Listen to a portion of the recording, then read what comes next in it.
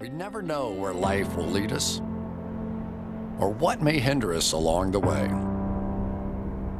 But while every day can feel like one big question mark, it doesn't have to. With the right insights, strategies, and solutions from Western and Southern Financial Group, together we can look ahead to leave the unknown behind.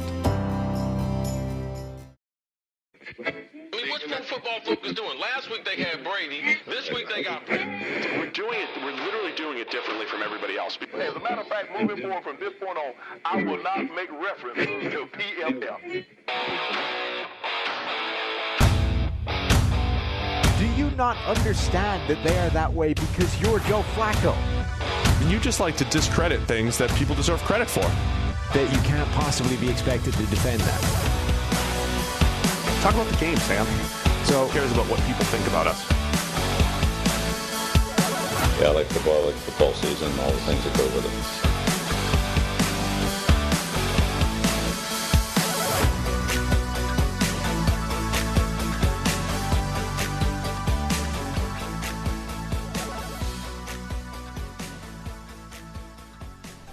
Welcome into the PFF NFL podcast. Steve Palazzolo back here with Sam Monson. And it is time to preview Week 9. It is. You ready? Yeah. Week 9 in the NFL. We did not do Thursday night football yesterday. We'll touch on that today. Yesterday we had a great discussion yesterday about a bunch of stuff. Great discussion. So go check out the Wednesday show. We had fun. You know, it's open-ended. We can talk about whatever we want. I enjoyed the Rams team-building discussion. Yeah. Of course, we touched on the Aaron Rodgers situation. We'll discuss that even more here today. But we're going through all of the Week 9 games. You ready to go? Let's do it. All right. By the way, I did throw a little bit yesterday. Oh, yeah? Yeah. Got the arm moving. What am I looking at? Oh, I'm popping like 62 right now. I think I can take that. Whatever you faced in the cage, I think I might be able to replicate that, but with a little bit of movement. Cage maxed out at 65. Oh, man, it hurts. But that was closer. It hurts. Arm 62 hurts. from left your hip hurts. Yeah, 62 from distance. I like that. I'm not. I'll throw harder than 62. You got more than that? You got more in the tank? I do. How much more? I don't know. I don't know if 75 is in the cards right now. I was like, oh, that one felt pretty good, and the ball is just like, it's got a little arc to it. Okay. I'm all right. So, still working on it. Find us a field. We'll get it going. I need to go swing a bat again.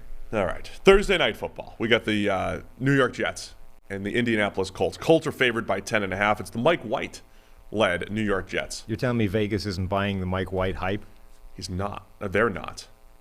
Vegas is more. Vegas is not a he.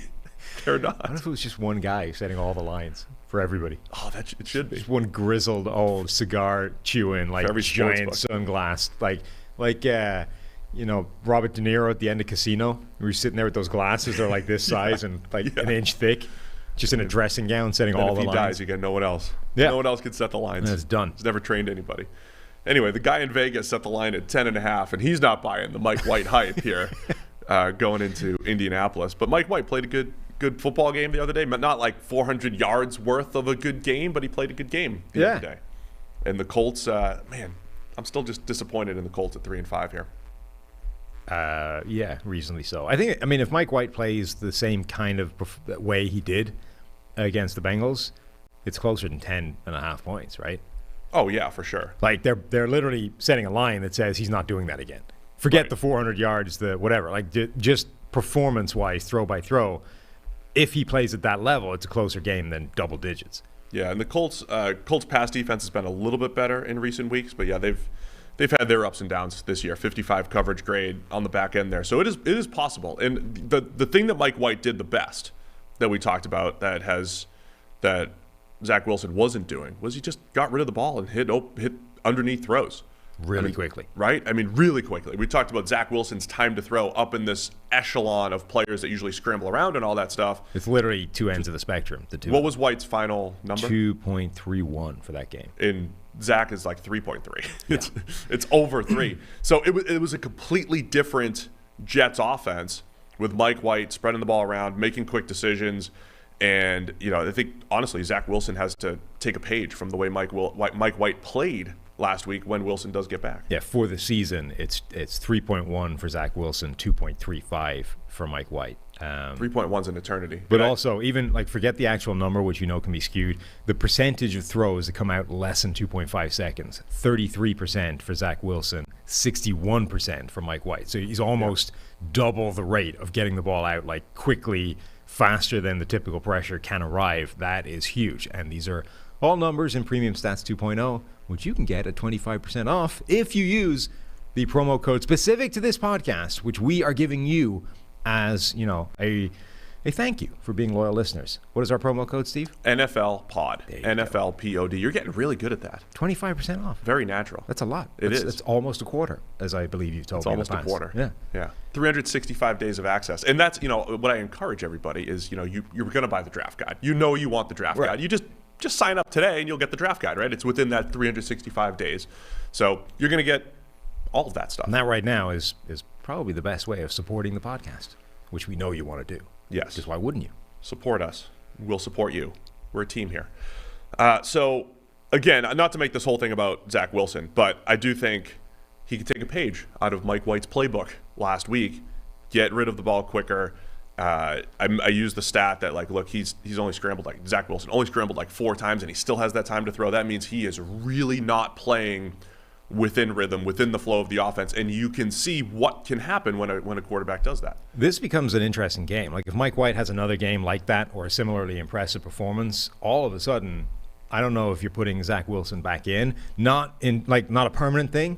You know, this is not, hey, Zach Wilson is suddenly not the quarterback of the future, but all of a sudden it's like, do we now have a window to sit Zach Wilson down, like have him learn from the bench essentially, and then like next year Zach Wilson takes over? Like I think I don't know. Like I think this would give you cover to, you know, sit him down and like teach him up from the sideline, because it's not going well. Like if we were seeing signs of development from Zach Wilson over the course of the season, I would say sure, just like ride through the bad. Eventually he'll come out of the other side of it. But right now, like, what is it doing him good being out there? I'm not certain he's developing. I don't know. We'll see. It's not like the detrimental situation we've talked about. No, agreed. Fields necessarily. I don't think it's necessarily harming him, but I wonder if he's better off, you know, being a backup at this point and kind of getting up to speed in practice and blah, blah, blah before you throw him back out there again. Extreme takes, Sam. Extreme Not takes. even that. I mean, they've said it, you know, they've opened the door, left the door open, rather, for Mike White being the starter in future. Both head coach Robert Saleh and Joe Douglas. Joe Douglas, yeah. Wow. I eventually got there, but those were two. I was like rattling the filing cabinet looking for those two names. Both those guys have like left the door open to say that Mike White could be the starter going forward. Like, again, not, you know, we haven't like completely flipped the future. Mike White is the guy, the franchise guy, but they've left the door open that the starter could change. And I don't know if that's a terrible idea. I think it is. All right. Mike White will keep the seat warm until Zach Wilson's back and ready to go. Many of you are going to be listening to this after the fact, right? Remember, right. A lot of people are listening to this after the game. Let's be done. So I'm expecting the Colts to win. Will they cover? Or we get another Mike White situation here? They will win and not cover. That's a lot of points. By the way, just want to see, matchup-wise, want to see DeForest Buckner, Elijah Vera-Tucker, the rookie guard. You know, see that matchup up front. You've got some injuries on both sides here. Quentin Nelson might not go great for Elijah. It might not.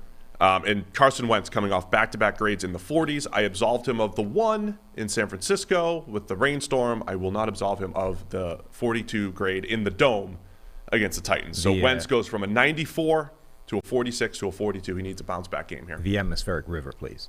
Oh, sorry. Yeah, it was / cyclone bomb. I'm not sure how they connect. Bomb cyclone, I believe it is. Yeah, it's that way around. It's a bomb cyclone. You wouldn't want it to sound silly being backwards. It's the right. We don't want that. The raining river did affect Carson Wentz a couple weeks ago. So Colts win, Jets cover. I say. That's what I said. Yeah. I'm agreeing with have you been keeping track? You said you were keeping track of these. I kind of did last week. Did you stop paying attention once you were no longer 10-2? Did you delete my? Oh, there it is. So in week 7, I was 10-2.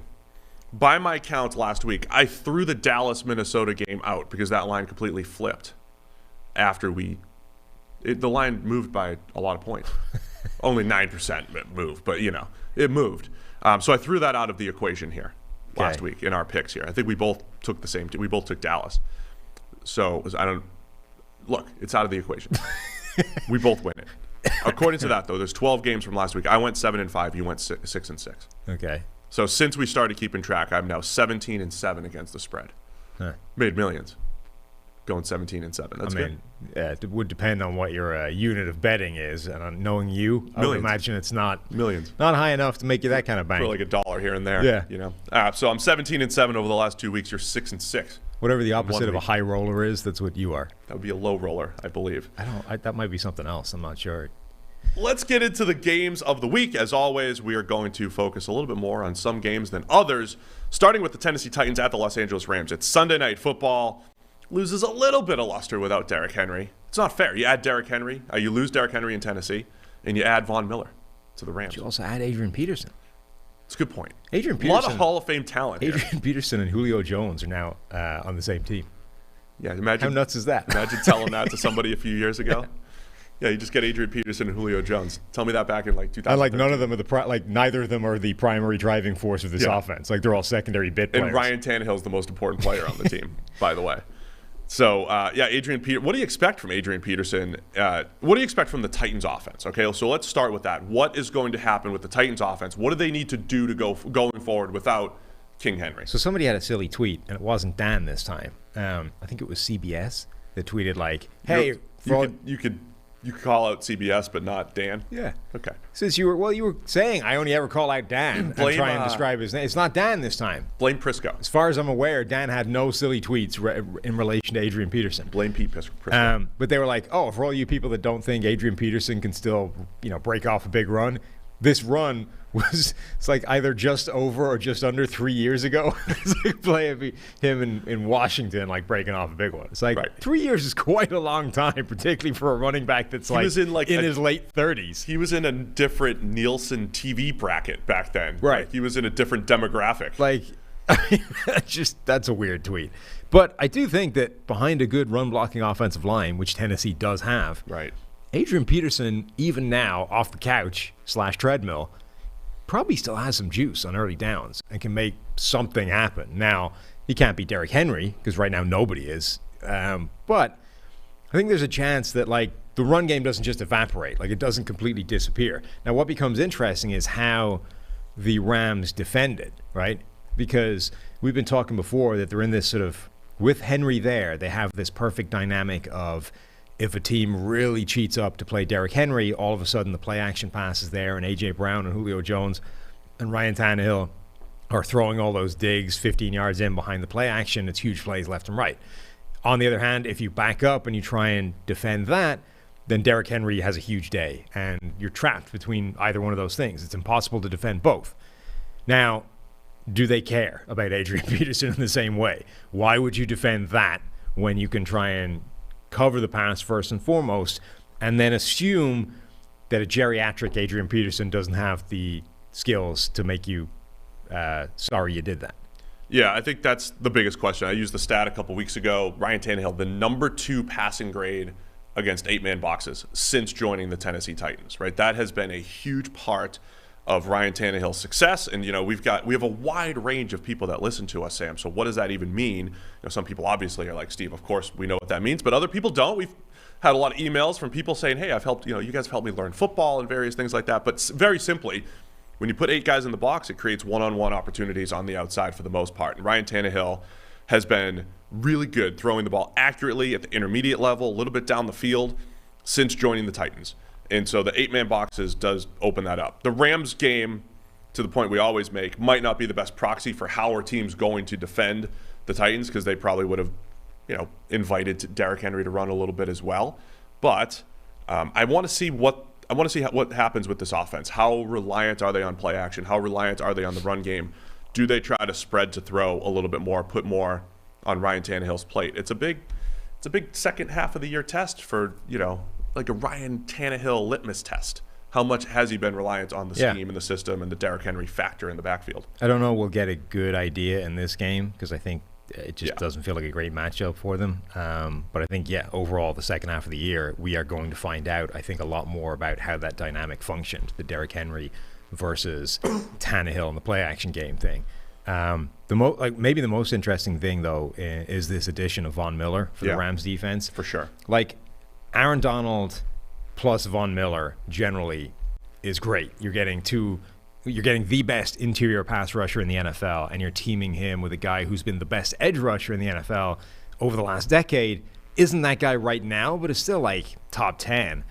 What I'm really interested in, though, is not so much the sum of what they can both do, which will be impressive. It's how quickly does the combination of both of them like produce something genuinely impressive. Because look, Aaron Donald has turned like pedestrian pass rushers into 15-sack guys just by the volume of pressure he gets up the middle, which forces quarterbacks to try and escape and run right into the arms of a waiting Dante Fowler, right, who's getting like stoned on the edge. Like he's done that to not particularly good pass rushes. I would imagine immediately he will create a jump in Von Miller's production. But also, like Von Miller still has a lot of skills in his own right. He's still got a lot of ability to rush the passer. And that's just if they work independently. What happens if you start creating, stunt combinations or, designed plays where they're both playing off each other? Remember the way like Justin Smith and Aldon Smith had this absurd ability to just free up one guy with the stunt. Yes. At some point, it feels like this could become an absolutely special combination if they tap into it. Here's some of that perspective. I'm going back to 2017 here. Rams edge defenders, their pass rush grades versus their sack totals. Robert Quinn in 2017, 62 pass rush grade. That's average to below average. He had 10 sacks, including the postseason. 2018, you didn't have it as much. And Ndamukong Suh was there. He was number 2 in sacks with 7. So you didn't really have that Donald effect then. But in 2019, that was the Dante Fowler year that you referenced. The NFL had him with 11.5. We had him with 15 sacks. So that was how many times he tackled the quarterback.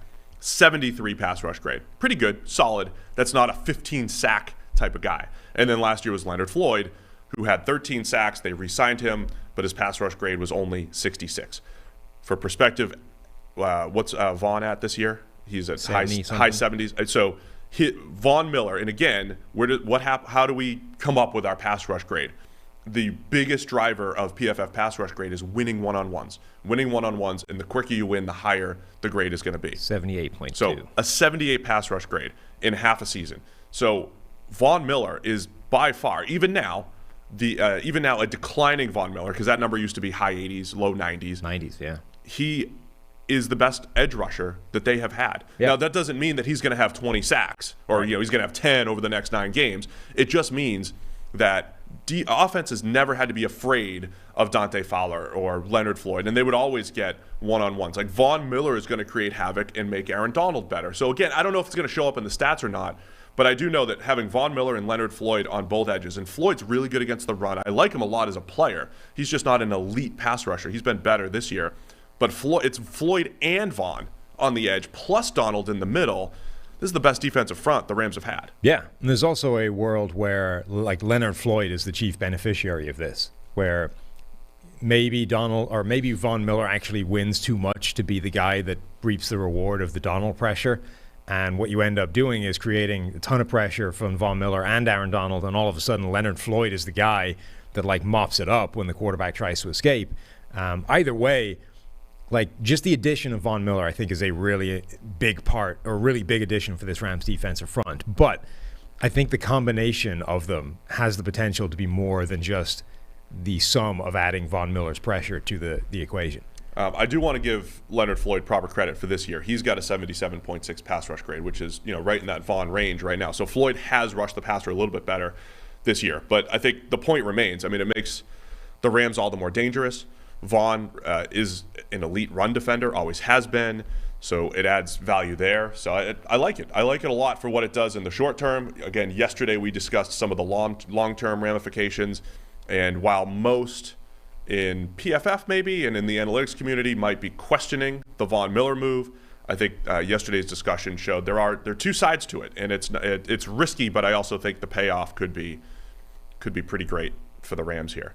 Offensively, the Rams keep humming, and Stafford's stats are through the roof. We've talked about that. We've talked a lot of Rams this week in general. So for this game, Sunday Night Football, the line is 7.5.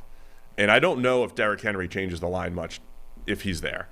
And Tennessee's coming off this stretch that we keep referencing, right? It was Buffalo on Monday Night Football. It was Kansas City. Last week, a division game that goes to overtime against the Colts.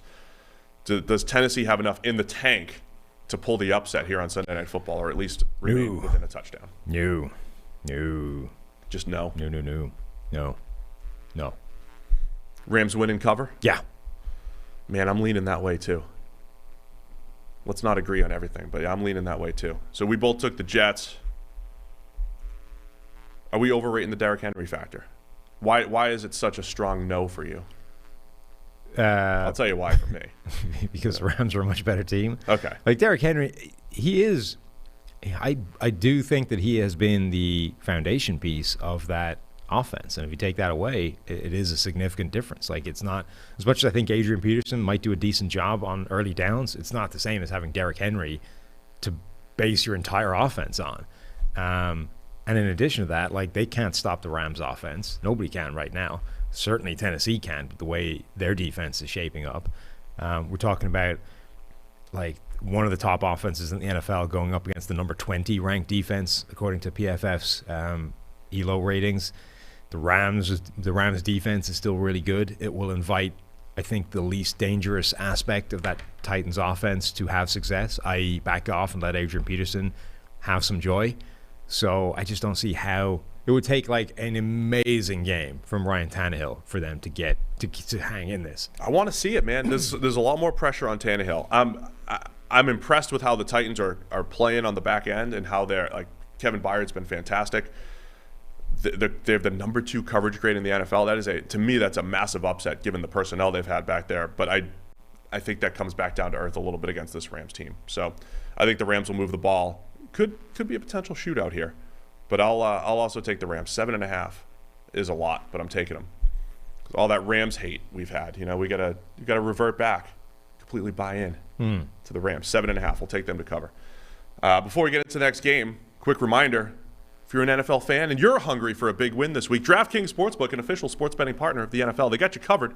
New customers can bet just $5 on any NFL game any NFL team to win their game, and if they do, you win $200 in free bets. If Sportsbook's not yet available in your state, DraftKings won't leave you empty-handed. Everyone can play for huge cash prizes all season long with DraftKings Daily Fantasy Sports Contest. And DraftKings is giving all new customers a free shot at millions of dollars in total prizes with their first deposit. So download the DraftKings Sportsbook app now. Use the promo code PFF. Bet just $5 on any NFL team to win their game. So you can find the biggest line of the week, which is Buffalo, again, to win. You bet on Buffalo to win their game. Not that I'm suggesting that, but, it could work. If they win, you win $200 in free bets. If they win, you win with promo code PFF this week at DraftKings Sportsbook, an official sports betting partner of the NFL. Must be 21 or older. New Jersey, Indiana, Pennsylvania only. New customers only. Minimum $5 deposit, $1 wager required. One per customer. Restrictions apply. See DraftKings.com/sportsbook for details. Gambling problem? Call 1-800-GAMBLER. There wasn't a single chicken dinner attached to that. We have removed the chicken dinner. Wow. I did suggest maybe, given it's Thanksgiving season, we could winner. Turkey dinner? Turkey dinner. I don't think that works. Coming up in a few weeks. Can't do that. That's going to upset a lot of people. Yeah. The people have spoken. They don't want to win a chicken dinner. But they do want to win $200 in free bets over at DraftKings.com using the promo code PFF. There's a pretty wide spectrum of chicken dinners, like KFC versus, roast chicken with all the trimmings. I could go for some nice fried chicken right now, but I'm in training. You and Peyton Manning? Yeah. Just demolishing that. Good for Peyton. That's what halftime's all about. Chowing down on some wings. All right, Green Bay Packers at the Kansas City Chiefs. The Chiefs offense that has scored 23 points over the last 2 weeks is favored by 7.5 at home against the Packers. No Aaron Rodgers. Jordan Love getting the start. So what are we looking for in this one? Well, here's you want to see how powerful the quarterback is in terms of betting lines. This is the game to look at. Rodgers goes down, the line just skyrockets in the direction of Kansas City. I think it went from -1 to -7.5. Is that right? Or it went down to, I think, 8, and then back up to 7.5. It's at 7.5 at the moment. which you can see on PFF Greenline, the betting tool there up at the top of the page. Again, you can get access to all the good information, all the betting parts of it, and the PFF leverage data for 25% off using the promo code NFL Pod. There you go. And you can see just literally line just falls off a cliff the second Rodgers is declared out. So it's Jordan Love season with the potential backup of Blake Bortles. Yeah, they signed Blake. They called the backup QB house. That's where Blake is now? Yes. Okay. Hanging out. He was just hanging out by the pool, drinking a margarita or something. And they wanted him, not Bruce. Yeah, they didn't call for Bruce. Huh. Bruce was great in games, probably. That's where he grades his games. True. They've got good internet. You think he's great in games rather than chilling by the pool? That's true. He's at the pool. He's definitely at the pool. So him and Blake are sitting by the pool. Yeah. They call the house. Who's there's got to be like a house manager. The guy at the backup answers QB the phone. house. Yeah. Who's like the best backup of all time that just is too old, can't play anymore? He's the house manager. Who would that be? Like Charlie Batch? No. Jim Sorgi. Jim Sorgi. So Jim Sorgi is the manager of the backup QB house. Jim Sorgi is like Alfred, with the butler with the tux. Yes. Jim's answering It's the phone, and then it's like, there's a button he hits, like the bat signal. The phone rings, and everybo's, is it me? Yeah. Is it me? No, it's Blake. And Jim hammers a button. Blake, grab your gear. You're going to Green Bay. Whoever can get into the locker and just get transported somewhere wins. Oh, it's more of a competition than anything. Jim Sorgi hammers the red button, like a siren goes off, and then it's just everyone haul ass to the thing. And Bruce definitely wouldn't win. He'd be stuck at the pool. He wouldn't move. He'd just sit there with the whatever those like the folding sun shining things, where you angle the sun. Yeah. He'd have one of those, just like sunglasses on. Get a good tan. Yeah, Bruce. So Blake Bortles is the backup for Jordan Love. Expectations for Jordan Love. What we saw in the preseason, I think, was a lot of the scouting report, right? It was a lot of what Jordan Love did at Utah State, which was, hey, this is a great throw. He throws with touch. He throws with zip. He had a couple nice back shoulders. Like, you could see the special arm talent. You also saw, the YOLO balls that Jordan Love was throwing in the preseason were amazing. Multiple passes just chucked into the end zone, into double coverage. And I'm going to go out on a limb and say those are the passes he would need to avoid here this weekend. But I'm expecting a bit of a roller coaster ride maybe for Jordan Love here in his first start. Yeah, in a weird way, it's not a bad place to be making your first start in terms of the team you're playing. The Kansas City defense is terrible. Now, you're on the road, and Arrowhead is a very bad place to be doing it from a standpoint of crowd noise and having to run the silent count and all those kinds of things. But in terms of you're going up against the Chiefs defense, they still keep insisting on playing Daniel Sorensen. It's a pretty nice place to be making your debut from those terms. Devontae Adams still up in the air with his COVID thing. They hope to have him back, but it's not done yet. That obviously makes a huge difference to where Jordan Love can go with the football. If he has Devontae Adams back, I actually think he has a reasonable chance of playing quite well. Now, you have to, it's always tempered with the idea of how much good can offset a couple of ridiculous YOLO balls that could cause all kinds of havoc. If he can avoid doing that, there's a pretty good chance that the Packers put up some points and he looks quite good at the end of this game. Yeah, the big time throws could absolutely be there. Just to add context to Daniel Sorensen, a 42.2 coverage grade, Sam. 42.2. That ranks 87th among 93 safeties. So Sorensen has been targeted. He's been targeted a lot all over the field and just given up a ton of big plays throughout the season. 21 catches for 356 yards into his coverage. Passer rating of 157.2. Now, coverage stats for safeties aren't always, the stats themselves aren't always the best indicators, but this is one of those examples where it's backing up what we're seeing. So Sorensen's been a sore spot for the Chiefs defensively. The other piece, too, you got Willie Gay with a nice interception the other day, and he's not playing a ton of football for the Chiefs. You mentioned a few weeks ago with Juan Thornhill or Willie Gay, and now maybe with Melvin Ingram. I feel like the answers for the Chiefs might be on the roster defensively. And yeah, they were better against the football team, and they were better against the Giants.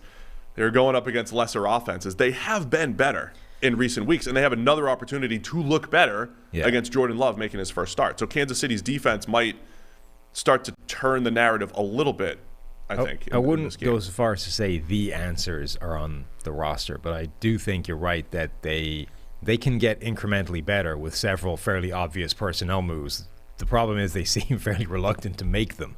Like, the one we talked about was Chris Jones moving back inside. They have been moving him back inside. It hasn't been a total shift, but they've shifted him back inside more.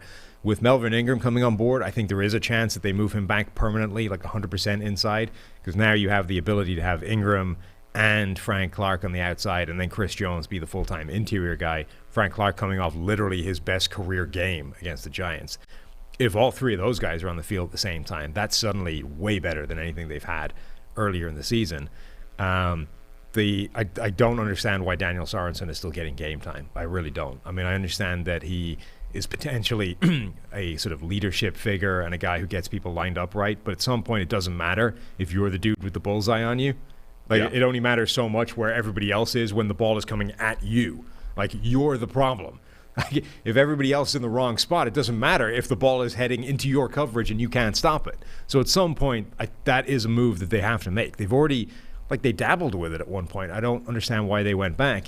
And then, Willie Gay, I think, is another solution to some of their issues, and a guy that should be earning as much playing time at linebacker as anybody they have, and isn't.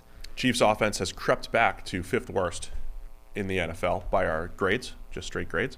So they've been a little bit better in recent weeks, but all eyes, of course, are still going to be on this Kansas City offense. 23 points over the last 2 weeks, and another thing that we've continued to discuss, what's wrong with them? They're not creating big plays. Both Tyreek Hill and Travis Kelce averaging under 10 yards per catch the other night on Monday Night Football.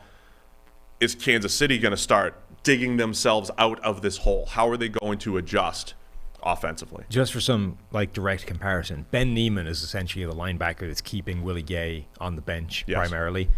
Overall PFF grade, Ben Neiman's is 39.7, Willie Gay's is 71.4. Coverage grade, which is the strength of that particular player, 43.3 for Neiman, 88.8 for Willie Gay.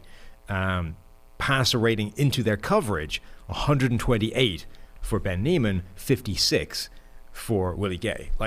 At this point, you can't be looking at those two players and thinking that Ben Neiman gives you a better chance to have a successful defense. You simply can't. There's no evidence backing that up. So I don't understand why that's a move that they haven't made already, and it isn't. By the way, Chris Jones questionable for this particular game. I'm with you on all the Kansas City trying to find what the answer is defensively. And the thing we bragged about with the Kansas City defense with Spags running the D is that week to week last year, they didn't have the best talent, but they would find a way to adjust to each offense and the whole thing. Just haven't had that feeling this year. Too many coverage busts, too many just bad plays by the KC defense. Offensively, for the Chiefs against this Packers defense, what can they do here? Is it another? I used the stat yesterday. If you missed it, Chiefs have faced 2 high coverages. If we call it cover 2, cover 4, cover 6, 2 high safeties. They faced at 50% of their offensive snaps. No other teams over 38%. Just the Jacksonville Jaguars at number 2. And I think the Jags, it's a lot of teams just they played the Texans, so that's all your cover 2 right there. So the Chiefs are facing all this 2 high coverage, which essentially it's the opposite of what we talked about with the Titans, right? Single high coverage, 8-man boxes creates one-on-ones in the outside. 2 high coverage creates underneath passing opportunities, but not downfield passing opportunities. We've seen bouts of the Chiefs playing the underneath game, being patient with it, but there's just something missing. It's the inopportune turnover, bad decision, Mahomes getting bored, but Mahomes not showing that patience snap for snap. He does have to play within structure more consistently. And this would, if the Packers want to run with the game plan that everybody else is using, it would be a shift in what they typically do on defense. Like the Packers run cover 3 as their biggest coverage shell. Cover 1 is third. Quarters, that's 4 zones across the top, is the second highest. 3 seam. They're not typically a split safety kind of defense. 2-4-6 right. group. Yeah. They're way more cover 3, cover 1 type of defense. So do we see a shift in the kind of coverages that Green Bay uses? Do they do it by personnel and stay with their single high shells but run a ton of dime defense, which we've seen them do in the past, right? 6 defensive backs and just flood the zones underneath, but take the that is a way, I think, of attacking that Kansas City offense as well. but it's way more vulnerable to that one deep shot to Tyreek Hill, which changes everything. So it's going to be interesting to see what kind of coverages they show up with. We also have Jair Alexander still out, right? And the on paper Green Bay defense, as far as their secondary goes, looks. I mean, anytime it's like Tyreek Hill on the other side, okay, who's gonna match up with him? But teams have been doubling him. And the Chiefs have been targeting him more on the underneath stuff. It's been Rasul Douglas these last couple weeks that's played pretty good football on the outside for the Packers, but he's got a history of being a pretty average corner. He's got a 78 coverage grade right now, which is nice. Passer rating of 45. Into his coverage, he had the game-clinching interception against A.J. Green. But those should always look like mismatches. Tyreek Hill against all of these corners. So we'll see, again, how the Packers try to play the two stars, Tyreek and Kelsey, and if they play into what other teams have done, which is, all right, let's take them away, make Mecole Hardman, make Byron Pringle, make the other couple tight ends, beat us in the passing game when it comes to Kansas City. Devondre Campbell, midseason All-Pro, man. Best linebacker in the league this year, Devondre Campbell, coming out of nowhere. The other guy to watch who's been really just a great addition for the Packers, and for us, unexpectedly, he hasn't played at this level previously. Yeah, absolutely. I don't quite understand how that's happened, but it doesn't show any signs of going away. Like, he looks absolutely for real this year, and the Packers don't play a lot of linebackers. Like, he's been sort of a one-man show in the middle there and doing a really good job of it. Just to finish this game up here, I think Jordan Love's going to have his good and bad here. Matt LaFleur, essentially, pressure on him, man, to scheme it up, right? If he can create some open throws, and he's Aaron Rodgers is great, but LaFleur's he's been fantastic calling plays these last couple of years. If he could do that, Green Bay keeps it close. I keep expecting the Chiefs to just not look as disjointed as their offense was the other night, but is this the week? Is this the week the Chiefs get out of it? 7.5. Is that a lot for a Chiefs offense that has not been great? It's a lot, but it represents, Jordan Love essentially being nothing more than a replacement level player at this point until proven otherwise. Now, first round talent, huge arm, capacity to make a lot of big time throws, there's definitely a world where he's a lot better than a replacement level player. But there's also a world where, turnover worthy plays left and right, YOLO passes, everything goes against them, and they throw as many, if not more, turnovers than the Kansas City Chiefs, and then they probably have some real issues. So, again, I think I'm in this world of Kansas City wins, but the Packers cover. I'm going to say the Chiefs win and cover. I'm calling them bouncing back here. Okay. And I'll be concerned again next week if it doesn't look right offensively for the Chiefs. I'll say the Chiefs cover the 7.5. So you're going to say Green Bay covers, but the Chiefs win. Yep. Wanted to see Rodgers Mahomes. All right, the other big game this week, Arizona Cardinals at the San Francisco 49ers. Cardinals are favored by 1.5. Kyler Murray missed practice yesterday with an ankle injury. They're coming off of – they played Thursday Night Football last week too, so I don't know how much of a concern the ankle's going to be. He got banged up at the end of that game. He's going to have a 10-day rest period here. I'm assuming he's going to play, but, I'm not the doctor, you are. So do you think Kyler's going to play football this week? I think it always sounded like he was going to play. Yeah. It's the kind of thing that is probably going to hamper him for a bit and keep him in the pocket a little bit more, but didn't seem like it was going to keep him out of a game. So I'm still working on that basis until proven otherwise. Sounds like George Kittle's back for the 49ers. He's at least back from injured reserve. We'll see if he's going to play. Deebo Samuel's questionable with a calf. A lot of calf injuries around the NFL. A lot of calf injuries. A lot of calf injuries. And not fake ones like yours. I missed 10 days.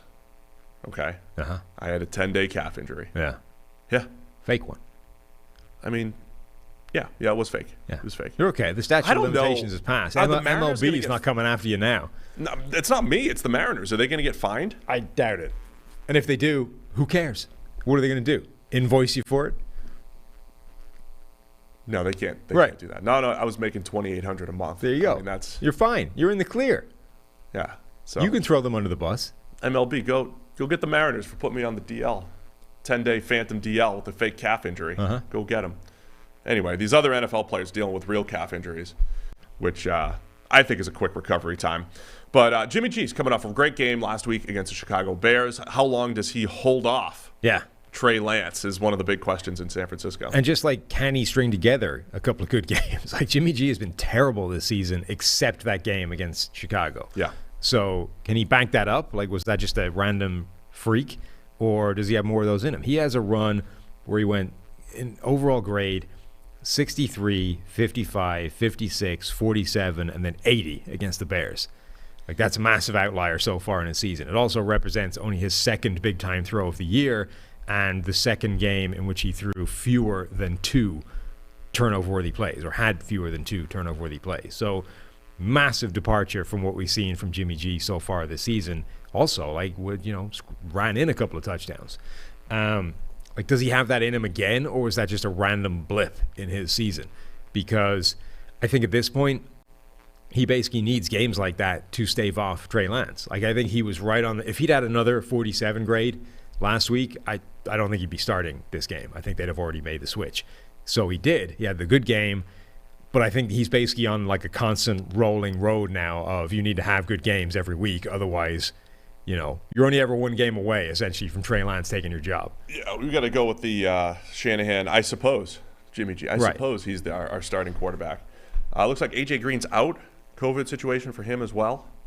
So he's out this week. DeAndre Hopkins, questionable. He's been banged up a lot this year. But reiterating, the thing that has made Arizona special here is not relying just on DeAndre Hopkins, but having generally an A.J. Green there, a Christian Kirk, a Rondale Moore, and Kyler Murray's ability to throw to the middle of the field. But that gets trickier once you start chipping away at that depth. If you do, it hurts. It certainly hurts. And they don't have the Murray trump card if he's playing differently, as you mentioned, with the ankle. You don't have a scramble here and there, or just a scramble to throw type of pass that have made them special. The other part here, too, Zaven Collins playing some really good football for the Cardinals, the first-round linebacker.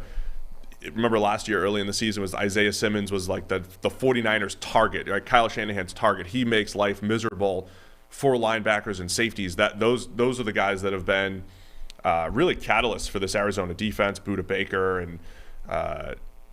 Zaven Collins, Isaiah Simmons, all those guys in the secondary that get attacked by Shanahan defenses. Those guys are going to be an important part. Yeah, they didn't. So Zaven Collins hasn't played much this year. We're talking like 164 snaps in total across 8 weeks. He's been limited. But so it's because it's entirely dependent. His playing time is dependent on essentially the formations that the offense rolls up in, right? He's the third linebacker that doesn't play if they go to sub-package defense. So if you face an offense that's going to run with 11 personnel, like, say, the Rams, Zaven Collins is going to play 4 snaps in the game, which is what happened in Week 4. Last week he got injured, so he only saw 3 snaps against Green Bay. But like, the Rams are one of those 11 personnel heavy teams, so Zaven Collins basically didn't play in that game.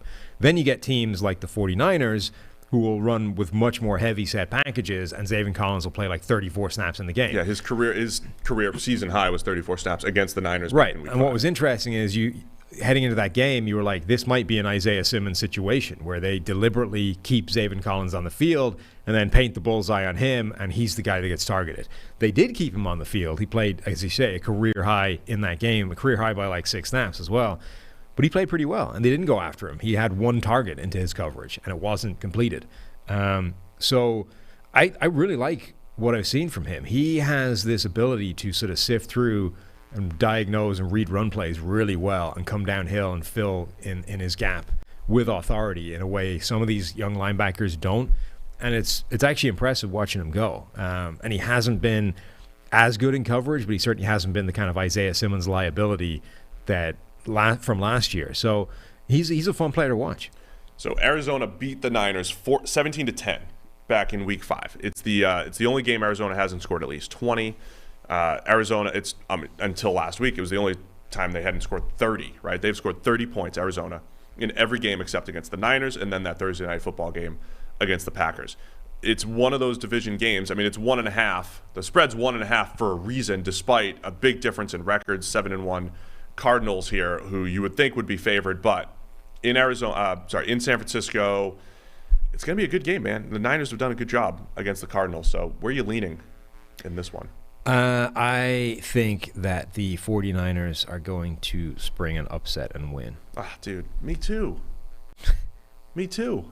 Yeah. Because I gotta keep doubting the Cardinals, right? They're just not as good as their start. This line's been bouncing around all over the place, by the way. It's been as much as 2.5. It's been 0. A lot of key players injured here. I think even though we're halfway through the season, how much can we revert back to what we thought before the season? And we probably thought these were teams 3 and 4 in the NFC West behind the Rams and the Seahawks, I think, and that they were pretty close, that they were pretty evenly matched. If Arizona loses this game, then we're going to have that similar narrative. Oh, they're a first half team, and then they lose it. So it's a big one for them not to start that free fall after starting 7-0. But I like the Niners in this one as well. All right. What? Just picking the same things. It's okay. We can agree. It's fine. It is okay to agree. No, it's not. No. Should we just yell at each other in disagreement? Sure. Okay. Let's do that next. Chargers at the Eagles. I got the opposite of whatever you think here, Sam.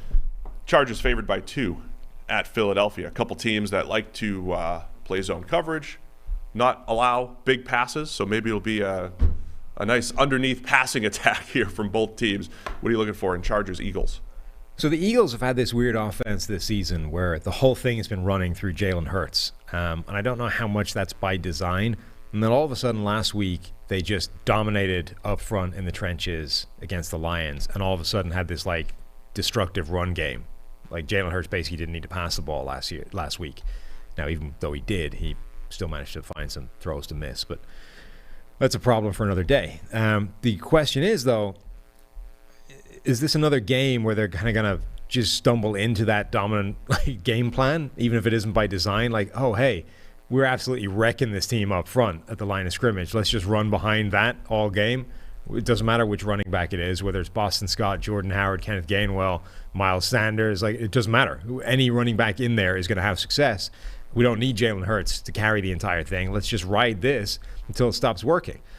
The Chargers will invite teams to run the ball anyway. They are right on that kind of borderline of, like, inviting teams to run a lot of the time is a smart thing to do. It's less effective generally to run the ball than to pass the ball. And if you're a defense, therefore keeping the ball where it's less dangerous is a better way of doing it, right? This idea of kind of what teams are doing to the Chiefs offense, but just in the run game, right? Instead of forcing them to take all these underneath passes, you're essentially offering a team to pick up a bunch of yards on the ground, knowing that it's not that efficient, and ultimately they'll sputter out somewhere along the line.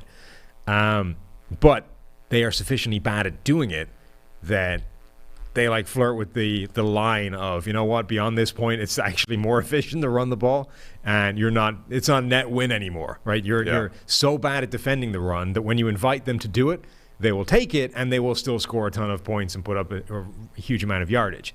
So I'm kind of interested to see if this is the game where Philadelphia can, have one of those Cleveland-type offensive performances against this Chargers offensive line. The Browns put up like 230 rushing yards at like 6 point something per clip, or 7 maybe.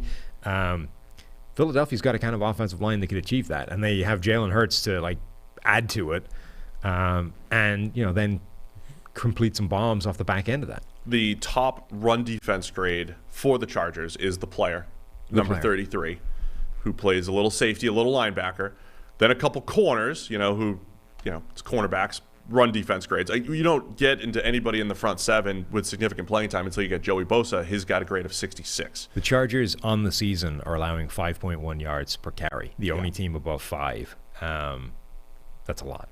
It really is on that borderline, and again, I'm always looking forward to what we're going to be talking about in February, in March, as we talk about team building. And I think you're going to look at this Chargers team, and Brandon Staley is going to say, okay, 1 or 2 impact players along the defensive line, so that you can play lighter boxes, right? You could play lighter boxes if you have elite linebackers, but more importantly, elite interior defensive linemen. Not necessarily you need to have an Aaron Donald, but you need guys that are disruptive, guys that can get off blocks. And the Chargers just don't have that right now. And this has been, just as the offensive line has been a year-over-year issue for the Chargers, the defensive line, other than the guy named Bosa, and when Melvin Ingram was there, the defensive line on the interior has been a massive issue. Edge defender's been fine, but the interior has been a big question for the Chargers. So, yeah, that's definitely a matchup to watch here, and we'll see if the Eagles stick with it. Because, you mentioned the game script for the Eagles has been odd in many games this year, where they put so much on Hurts in the passing game. This is one of the weird times I would revert back to running the ball a little bit. And then Justin Herbert I don't think he played as poorly as the stats showed last week. Some bad luck that turned into interceptions, but this passing offense in general just needs a bounce back game over these last couple weeks. Got beat by the Ravens, beat by the Patriots, and even though this isn't a conference matchup now, you're talking about a Chargers team that's starting to slip after they were the darlings, right? It was Chargers and Bills as the best teams in the AFC, and Chargers aren't really in that conversation anymore. Yeah, I do kind of wonder how much of the offense running through Jalen Hurts is a Jalen Hurts thing as opposed to designed. With the amount of RPOs that this offense runs, like how much is Jalen Hurts just assuming responsibility versus like taking the honest read and handing it off when you should hand it off and passing it when you should pass quickly? How much of it is Jalen Hurts just playing hero ball and trying to do it all himself and doing too much? Yeah, I mean, from an RPO standpoint, it's supposed to be just read it, and defenses dictate that, really. Like, if you know you're facing a run-pass option, you can say, I want you to hand it off or I want you to pass it. Defenses can dictate what you should do, but they can't make you do it. Like, it's the same with read option looks in the run game. Like, if it's a legitimate read option and you are optioning a specific defender, the way that defender reacts is what it tells you what you're supposed to do with the ball, but it doesn't mean you will do it. Like, you might just be a guy who is inclined to pull the ball every time, right? Unless the guy does something insane and just plows it and never even pays attention to you. But if that guy, most defenses these days, they're sort of hedging. Very rarely do you see just like all out in one thing or the other. So at this point, like maybe Jalen Hurts is just always erring on the side of this is Jalen Hurts football. Perhaps. He might be. I'm just saying it might not be like Sirianni putting too much on Jalen Hurts' shoulders as opposed to Jalen Hurts assuming too much responsibility. There's definitely more nuance to just like run pass balance and percentage called plays and stuff like that. The Eagles defense continues to just allow everything underneath. Herbert's been so much better in that area this year. I think he'll do well again this week. Move the ball. Chargers by 2 on the road. Where are you leaning? I think that Philadelphia actually matches up quite well here, and I will lean. Okay, finally. Philly 2.5. It's 2. You have it as 2 unless it moved. It's 2.5 in green line right now. So it must have moved since we started this. 2.5 now? Oh, man. I will lean Philly to cover and just take him to win. All right, they're going to win. Upset win. No, I'll take the Chargers. Chargers win. You are so wrong. I'm taking the Chargers. How's that? Yeah, Chargers going to win and cover the 2 or 2.5. Cover both of it. Herbert's going to look good. So much difference this week anyway. against the Eagles. Eric could tell you it's not a consequential difference. Until it gets to 3, you don't care. Okay, it's all the same. Yeah, it's all the same. And the other thing you should have done is bet it on Tuesday. So here we are on Thursday. You should have been here on Tuesday. Except the line's moving it's moving out. You're okay. Oh, okay. It's okay. If you like the Eagles, you're still good. Yeah, Eagles. In fact, it's getting better for you. Cleveland Browns at the Cincinnati Bengals. Bengals by 2.5 here at home, right down the street here. So Cleveland coming off of their drama. OBJ no longer a part of the team. Another excused absence from practice. Yeah, he's pretty much done. They're just going to release him or just let him sit at home and collect a paycheck? I don't know. You ever try negotiating that? No, I don't think that would go well. What if I just sat at home? How about you continue to pay me and I just stop doing work? What would that be like? I don't think they'd go for it. No. You should try. Yeah? Give it a shot? See if Chris. Just text Chris. And we can, we're laying the ground. Like, he at least knows it's coming. Does he still listen? I was going to say, does he still listen to the podcast? Maybe he's expecting the call now. I don't know. Like, we're about an hour in. Yeah. He's probably still listening. He can't make it through the 2.5 hours. It's a lot of. But he usually he's good for about an hour. We should test it. We should. Just keep dropping stuff in. Like sequentially more offensive things like throughout the podcast. So if he responds to this, you idiot, I'm not going to pay you to stay at home. Right. We know he listens an hour in. We'll get to the 2-hour mark, though, and have we'll drop something really bad. Yeah, really bad. And see if the boss is listening. But yeah, I will. It's a fascinating game here, and it's Cleveland's in last place. Yeah. In the AFC North. Right. Now. After all the hype, us included, and OBJ essentially no longer a part of the team. What are we looking for in this one? Somebody actually sent us an email that's relevant to this. It's our good buddy, John Paul Veyer, I think is how he insists on saying that's pronounced. I like when you pronounce things. Well, look, I'm not French or French Canadian, but I did some French in school, and that's not how I would pronounce that surname. Okay. As a fluent Francophile over here, who did at least a couple of years of French at school. Anyway, that's how he pronounces it, and that's how we should say it. He was basically saying, look, we were saying heading into the year that the Browns had like the best roster in the NFL on paper. And if it wasn't for the fact that they were the Browns, if you like white labeled this roster, you would say they were a real Super Bowl contender, right up there with Tampa Bay. As it is, they're 4-4 in last place in the division, which is where you expect the Browns to be in the past. So, like, is it still the one of the most talented rosters in the NFL, or did we just completely misread that? I would suggest that a huge part of it not looking as good as it has is like Baker Mayfield is injured and not playing well. And we expected Baker Mayfield to have a career year this season. Like when you look at all the situation around him, there was basically no reason that you shouldn't have expected the best version of Baker Mayfield. And the best version of Baker Mayfield we've seen was last year, which spat out to like an overall grade of 85.7. If you factor in that, terrible week one when they hadn't learned the offense yet and were facing a really complex defense in Baltimore. Terrible week, whatever it was, against Pittsburgh. 4. There are games that if you want to start throwing them out, I know you're a big fan of that, you can start boosting that 85, 86 grade up towards 90. This year should have looked like that for Baker Mayfield. And if Baker Mayfield is playing at like a 90 grade level this year, the Browns are the first place in that division and they're one of the best teams in the league. He isn't. He's playing at a 72, which is worse than anything he's done so far in the NFL, including that disastrous Freddie Kitchens year that got everybody fired. See, I think the other point here, so the Browns went 11-5 last year. And if you go back, we've hyped up the Browns for a couple years now, right? 2019, they were bad. 2020, we hyped them up, they go 11-5. I was also of the mind that last year the Browns could have been anywhere from 7 or 8 wins to 10 or 11 wins.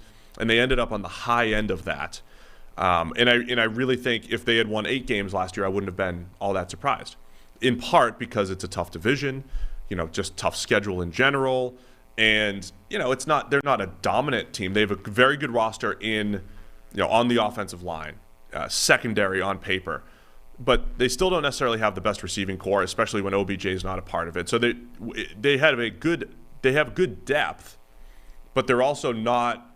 They're not great at, say, an impact position like pass catcher, which brings you down a little bit. Plus just the general variance of, hey, they're a good team, but who have they lost to? They lost to the Chiefs, who are better than them. They lost to the Chargers, who are probably as good, if not better than them. They've lost to the Cardinals, who we've learned are better than them. And then they lost. The Steelers game is the disappointing loss. Because on paper, a healthy Baker Mayfield and the Browns should be a better team than the Steelers, but the Steelers decided, hey, we're going to turn back the clock and say not today, right? We're still here in the AFC North. To me, if they're sitting here at 5-3, it's not that big of a disappointment. But it's like one game is completely changing the narrative on the Browns, and that was last week's game against the Steelers that puts the Browns at 4-4, and all of a sudden they're a disappointment. Mm-hmm. Is that fair? I think they'd still be a disappointment so far. They were sitting at 5-3, and their losses were to the Chiefs, Chargers, and a bad one to the Cardinals. But it was just to those 3 teams. You're not sitting there like, man, what an underachieving team. But it's not just did they win or lose. It's how have the performances been? Like they should have beaten the Chiefs. They threw that game away late in the game. No, that part's disappointing. Are they? They're a play away there. They're a play away in the Chargers game. Right. Like they're very close to being 7-1. Yeah. Right. They are. It's their own performance that is kind of preventing them from doing those. Like if they're losing through silly coverage busts, they're losing through when they get the chance with the ball in their hands with 90 seconds to go, the entire offense just implodes and has a disaster. Like they are the architects of their own demise at this point. And that's kind of part of my point that if Baker Mayfield was playing better, this wouldn't be a thing. The Browns would be better. They would be beating these teams and showing that they're a legitimate Super Bowl contender. Right now, they're not. Like they're losing games they should win. They're kind of bumbling around. They're at 500 right now. That puts them at the bottom of that division. They still have a good chance to make the playoffs, but like right now, you don't have confidence in them beating the best teams in the NFL because of those things. Yeah. So I think I think there's a lot at play there, and this game is huge because you've got a 4-4 Browns team that we mentioned is, I guess, disappointing given what we expected from the roster versus the Bengals, who have exceeded our expectations, and we're 1 week removed from them being the number 1 seed in the AFC, but really rough game last week against the New York Jets. Wake-up call for the Bengals. You know, what can they do to bounce back here against the Browns this week? Yeah, I don't really understand what happened to their defense last week, other than Mike White. It was their defense has been really impressive so far this season. They've had plus coverage from a lot of guys. They've had decent performances up front, and they just got beat up by the Jets. Like, that's a bit of a weird one. Right, and I don't know how much, again, they're just not used to being front runners. You're coming off such an emotional win. You know, so the thing that we've praised the Titans for, which is like, how do you stay focused every single week, bring your best every single week? The Titans have done it, and clearly the Bengals, after a huge win against the Ravens, were unable to do it in a letdown game. So they're going to step back up, right? You've got it's a division game. It's the Browns. It's probably the best division in football because the Browns are in last at 4-4. And I think the Bengals will bring their best once again. You mentioned how well their defense is playing. They are 9th best this season, EPA per play allowed, against the pass. Overall, it's really good, but it was not good last week against the Jets. There's also, like, this whole Odell Beckham thing is probably not insignificant. Like, the fact that they basically said, sit at home, don't come in to work today. Well, you know the Browns' offense is going to be better, right? Like, do we have enough evidence now that it's like, all right, no OBJ is a win for the Browns? So the Browns hierarchy have seemingly determined that they are now better off without Odell Beckham Jr., that he has become a bigger headache than he is worth, given the fact that he isn't producing within this offense. Or, to be fairer to him, that this offense isn't producing with him in it. But there are players that I think are on Odell Beckham's side of this. Like, John Johnson was one of the players that apparently liked his dad's Instagram post. He's also come out and said, like, we are a better team with Odell Beckham in the lineup. Like, simple. I would imagine there's a few of those guys out there. Like, Odell, one of the reasons I think that Odell Beckham becomes or has tended to become a problem for certain teams is he's a guy that people gravitate to. He is a leader. He doesn't, like, he carries a portion of the locker room with him when things start to go south, which is problematic because now you have a divided locker room, and now that's not helpful to anybody. So, you know, Baker Mayfield is taking these questions of, like, he's trying to answer this stuff. I don't know how much he's involved in any of this. Like, he says, yeah, if we just had a conversation, I'm sure it would be fine. But the team apparently has drawn that line and said, stay at home. Stop coming into work. You're a problem. But not everybody in the Browns is going to be happy with that. And now you have to play a game potentially with half the locker room pissed off. Yeah, it's now that's the initial email that was it Jean Paul? Yes. The initial email was like, is this just the Browns being the Browns? Like, that is old school Browns type of stuff then. Right, just complete You've built this really good roster, and then the wide receiver who's disgruntled is taking your highly paid safety with him or whatever.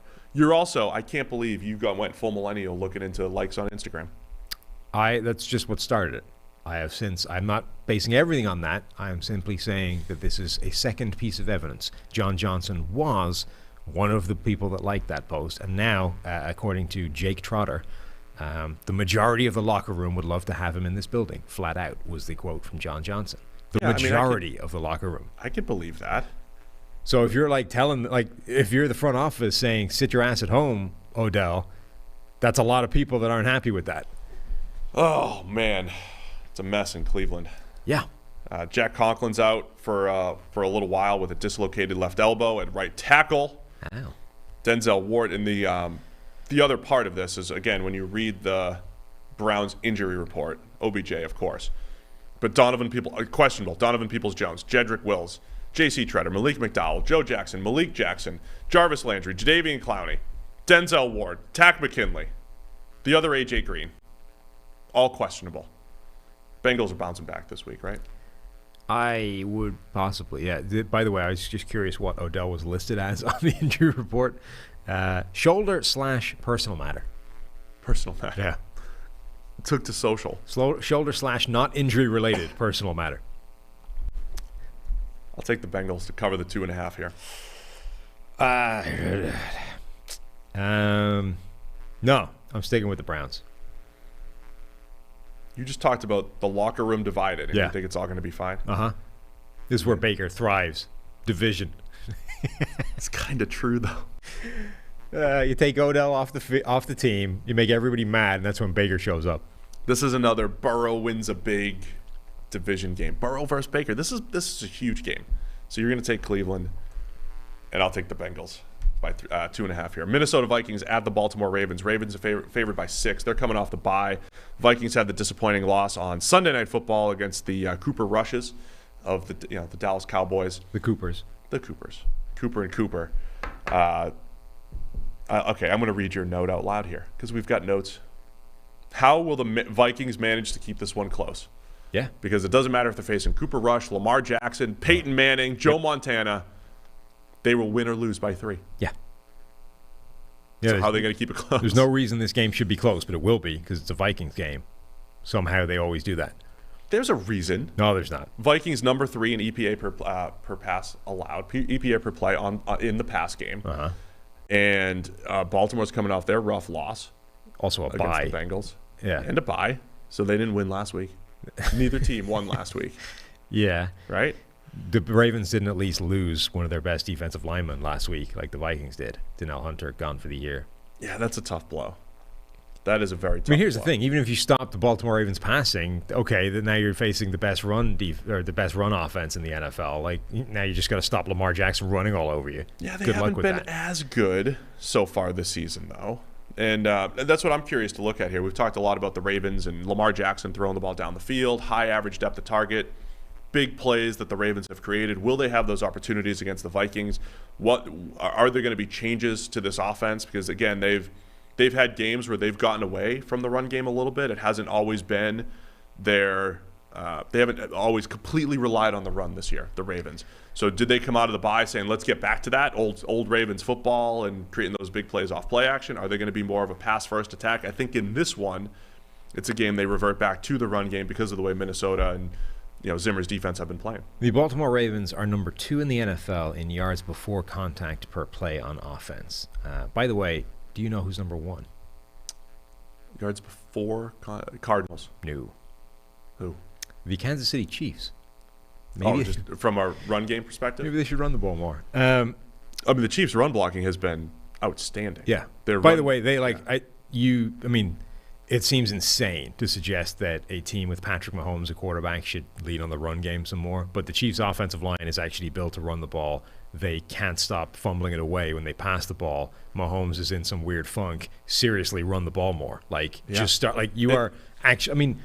Gore comes out of nowhere and is having this insane game. You're like, no, we got to take it out of his hands to throw some more turnovers. What? Just run it. Stop. Not to circle back to the Chiefs again, but there were plays. They were running I formation under center. They don't do that. Right. There were times when it felt like they might revert back, and they haven't. But that's impressive. Back to my point. Baltimore number 2 in the NFL in yards before contact per rush on offense. Minnesota Vikings number 31 in the NFL in yards before contact allowed. Oh, there's a stat for you. Defense. So, as much as Baltimore might not have been quite as devastating as it's been in the past, it's still plenty good. And the Vikings' run defense is still plenty bad without Donnell Hunter in the lineup now. Yeah, they've got one good run defense grade this season, essentially, against the Panthers a couple weeks ago, the Vikings, that is. And that is where, your investment in the big boys up front, the Dalvin Tomlinsons of the world, that's where that's supposed to be. Right, Michael Pierce. There's no reason they should be that bad. And yeah, they have those are the guys that are supposed to be the additions that they've made. They're supposed to be able to shore that up. So, yeah, I don't necessarily love that matchup. And then you also have a Ravens team, though, on the other side. They like to play man coverage, like to blitz.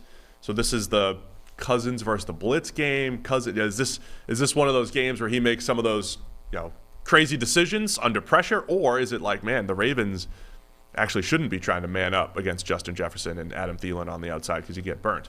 Yeah, Cousins has been carving up the blitz so far this season. PFF grade of 90. Yes. 91, in fact, against the blitz. 3 touchdowns, 0 interceptions, 5 big-time throws, 0 turnover-worthy plays. Blitzing Cousins has not gone tremendously well for teams so far this season. So, the Ravens have shown that they, can revert back to other game plans as they did against the Chiefs? Do you treat the Vikings like the Chiefs, where they sat back and let the Vikings take all the underneath stuff? Because that's the other thing Cousins has done is short average. It's a little bit like this year. It's a little bit like going after Trayvon Diggs, and it's a bit boom or bust. You should go after him because he actually gives up quite a lot of yardage and successful plays, but it's risky because he will burn you with an interception and a pick six if you get it wrong. Pressuring Kirk Cousins is like the way. Pressuring Kirk Cousins turns Kirk Cousins into a bad quarterback. And not even honestly pressuring him, just moving him. If you can just get him off his spot. That's more of a That's execution, not a strategy. Correct. But one of the ways you achieve pressure is by sending the blitz, generally speaking. Like a lot, your rate of pressure goes up for every team in the NFL when you blitz people more. But Kirk Cousins carves up the blitz. So now you're in this delicate balancing situation of, do we go after Kirk Cousins with extra guys to create pressure where we know he fails, or is that too risky because he carves up the blitz so far this year? That's basically the question. Like, I think it's different to Mahomes, where you know that he will carve up the blitz and he does pretty well in pressure, so there's no real win. You just back up and let him like torpedo himself right now. But with Cousins, I think it is different because getting to him and pressuring him is like definitely what you want to do, and you have a much greater chance of doing that by blitzing. Here's the number that stands out to me this year. Yeah, every week we're on here talking about the Ravens blitz and how much they love to do it and all that stuff. Their EPA per play allowed, they're only 26th in the NFL. EPA per play allowed when they blitz this year. Right next to they're just below the Lions and the Texans in this particular number. Colts are the worst, by the way. But this, it's what they like to do. It's their DNA and all of that stuff. Has not been effective, and I think this does circle back to before the season. You lose Marcus Peters, and that secondary looks so much better if it's Marcus Peters plus Marlon Humphrey back there, and they have not necessarily had that. So that would be the thing to watch: is the Ravens sticking with what they love to do, even though it hasn't been terribly effective so far this year. Line is 6, and to your point, we know it's going to be close. So I know you're taking the Vikings to cover. Yeah. I'm with you on the Vikings covering. I think the Ravens win, though. Yeah. There we go. We're in agreement once again. Nothing to yell about and to argue about. New England Patriots at the Carolina Panthers. The Panthers are getting 3.5. So Patriots favored 3.5 on the road in Carolina. You've got the Stephon Gilmore revenge game. Yeah. Panthers-Patriots. He had a pretty good performance in his debut for Carolina. He did. Not even 20 snaps, but he had the game-sealing interception. Did a nice job. I mentioned a lot about the New England Patriots being winning the games that they should and losing the games that they should until last week. They upset the Chargers. We're back to, for the Patriots, a game that they should win. They're favored against the Panthers, and they could get over 500. And all of a sudden you're talking about, hey, the New England Patriots are right in that playoff mix, and they're doing it with a rookie quarterback. Every game's huge, but another one that kind of gets potentially New England back on track, or Carolina back into the outskirts of the playoff picture in the NFC. The outskirts. Okay. Because they still have to play some pretty good teams the rest of the way here, the Panthers. Yeah. What are you looking for in this one? It's an interesting game for New England, I think, definitely. I'm curious to see what kind of performance Sam Darnold has, because Sam Darnold against Bill Belichick has typically gone pretty badly for Sam Darnold. Remember, that was the seeing ghosts game, right? Patriots threw so much at him that Sam Darnold was seeing ghosts. Sam Darnold has a career PFF grade of 35.6 against the New England Patriots, which, it's not like Sam Darnold has a particularly high career PFF grade full stop, right? But that's like half, a little more than half of what it is when he faces the Patriots. So what does Bill Belichick have dialed up to create the seeing ghosts nightmare for Sam Darnold again? Darnold has reverted back mostly into Darnold. He did play well last week. His best throws didn't necessarily show up on the stat sheet. He was pretty good, though. But yeah, New England's defense, they're not elite this year, but they've had those games. They did a nice job against the Bucs. They did a nice job last week against the Chargers. They've had those games where it's just tough to complete passes. They do a good job on the back end because they play tough man coverage, and man coverage can be a little volatile.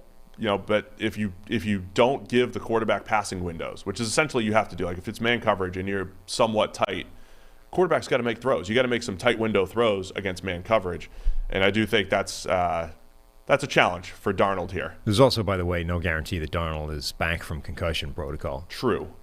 So there's the P.J. Walker. Is he Phillip now? I forget. P.J. Phillip Walker factor here. I believe he's Phillip. I think he was P.J. He was P.J. when we started grading. No, it's P.J. again. It's P.J. again? He's gone back to being P.J. Okay, great. P.J. Walker. That changes things as well because don't Does think it he's though? great. I think Darnold's better. Darnold is better, but Darnold against New England. Yeah. Darnold against New England is a 35 grade. P.J. Walker is probably capable of the 35 grade. Perhaps. The Panthers started out the season with the best pressure rate in the NFL. They were getting unblocked pressure at a high rate. They're down to 9th. So this defense that was doing a great job of scheming it up and doing a lot of unique things on the defensive side of the ball, Panthers have kind of crept back toward average defensively. So they're not creating the same type of pressure. If they do, again, they're 9th. It's good. They've got the pretty good edge rushers and the whole thing. But Mac Jones making some nice plays under pressure, getting rid of the ball quickly. He had a game last week where he missed more throws than he normally did, but still ended up grading well because he made some nice downfield passes, just didn't show up, again, on the stats or like in touchdowns or anything like that. But Mac Jones continues to play pretty good football for a rookie. Yeah, but this I think will be a pretty good challenge for him. I think Carolina's defense is good. It is creative. It does show some interesting things. Also, like seeing what Stephon Gilmore does have left in the tank is going to be a fascinating watch for the rest of the season. Like, where is he in this declining world of an old cornerback? So I think there's a lot of things to watch in this game. Where are you leaning? What do you think? I will go. I want to say Panthers pull the upset. I don't feel good about it because it's an upset. The Panthers pull the upset. Stephon Gilmore, another interception in this one. Huh. I'm just diving into the storyline here. New England wins and covers.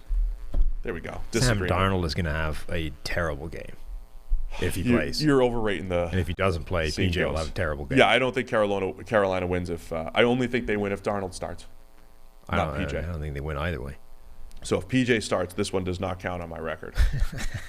Right? That's the rule. Is it? Yeah, that's the rule. It's like a pretty weak rule. Chicago Bears at the Pittsburgh Steelers. It's Monday Night Football. Oh my gosh, I can't wait. I can't wait. Justin Fields in prime time. Every throw. Where's that? What's the meme with the cat? The cat typing. Everybody's going to be typing away cat style. Oh, I can't wait to have a take on Justin Fields. See, he's not ready. See, he's ready. Oh, the Bears are holding him down. Oh, Matt Nagy, he shouldn't even be allowed in the building because Fields has his best game when he's in COVID protocol. The takes are going to be off the chain. It's going to be great. I don't want to live through that. Can't wait for next Monday night. Yeah, we get to watch one of the most athletic quarterbacks in the NFL and Justin Fields. We get to watch Big Ben, who's like a grandpa moving around back there. It's going to be awesome. So much to look at here. I don't want to deal with the roller coaster of a primetime Justin Fields game. The takes. Dan O is getting ready. He's getting ready. He's getting ready for both sides. He's got every take. He's just going to start firing them off one after the other. He's got them all in the Too trap. soon. Idiots! You thought he wasn't ready. It's just 5 minutes. See apart. that one play? Right. And you wanted to bench Fields. Yeah. You wanted to keep him off the field. We just saw that. Hashtag fire Nagy. He's just going to have them all 5 minutes spread apart. As I said, I've said before, the bigger story here for the Bears, they're getting 6 points at the Pittsburgh Steelers. Yeah, the Steelers are 4-3. They just scored 15 points last week against the Browns to win, 15-10, on a tipped pass in the end zone that got caught. Right, the Steelers have issues still, and they're 4-3, poised to go 5-3. And the Bears are getting 6 because this is the worst Bears roster in 4 or 5 years. It's the worst roster that they've had in a while. To me, that's the bigger story than the Fields stuff. If you're just looking at the Bears this year, Fields is awesome to watch and see his development and see this and that happening. But the way Chicago's defense has kind of fallen apart a little bit, offensive line, all the various issues that the Bears have, not having enough weapons next to Allen Robinson, all of that stuff, I think, is a bigger issue for the Bears in this one. And that's why Pittsburgh's favored by 6. despite having very few explosive elements to that offense. Yeah, I don't love that Steelers offense at all. I think it hasn't given a ton of reasons for optimism for basically anything. They have got some weapons. They're not able to properly utilize them because of everything that they're doing.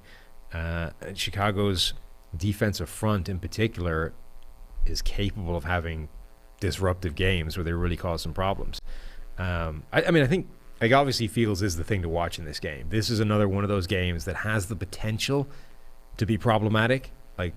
Oh man, with TJ Watt, Cameron Hayward. Yeah.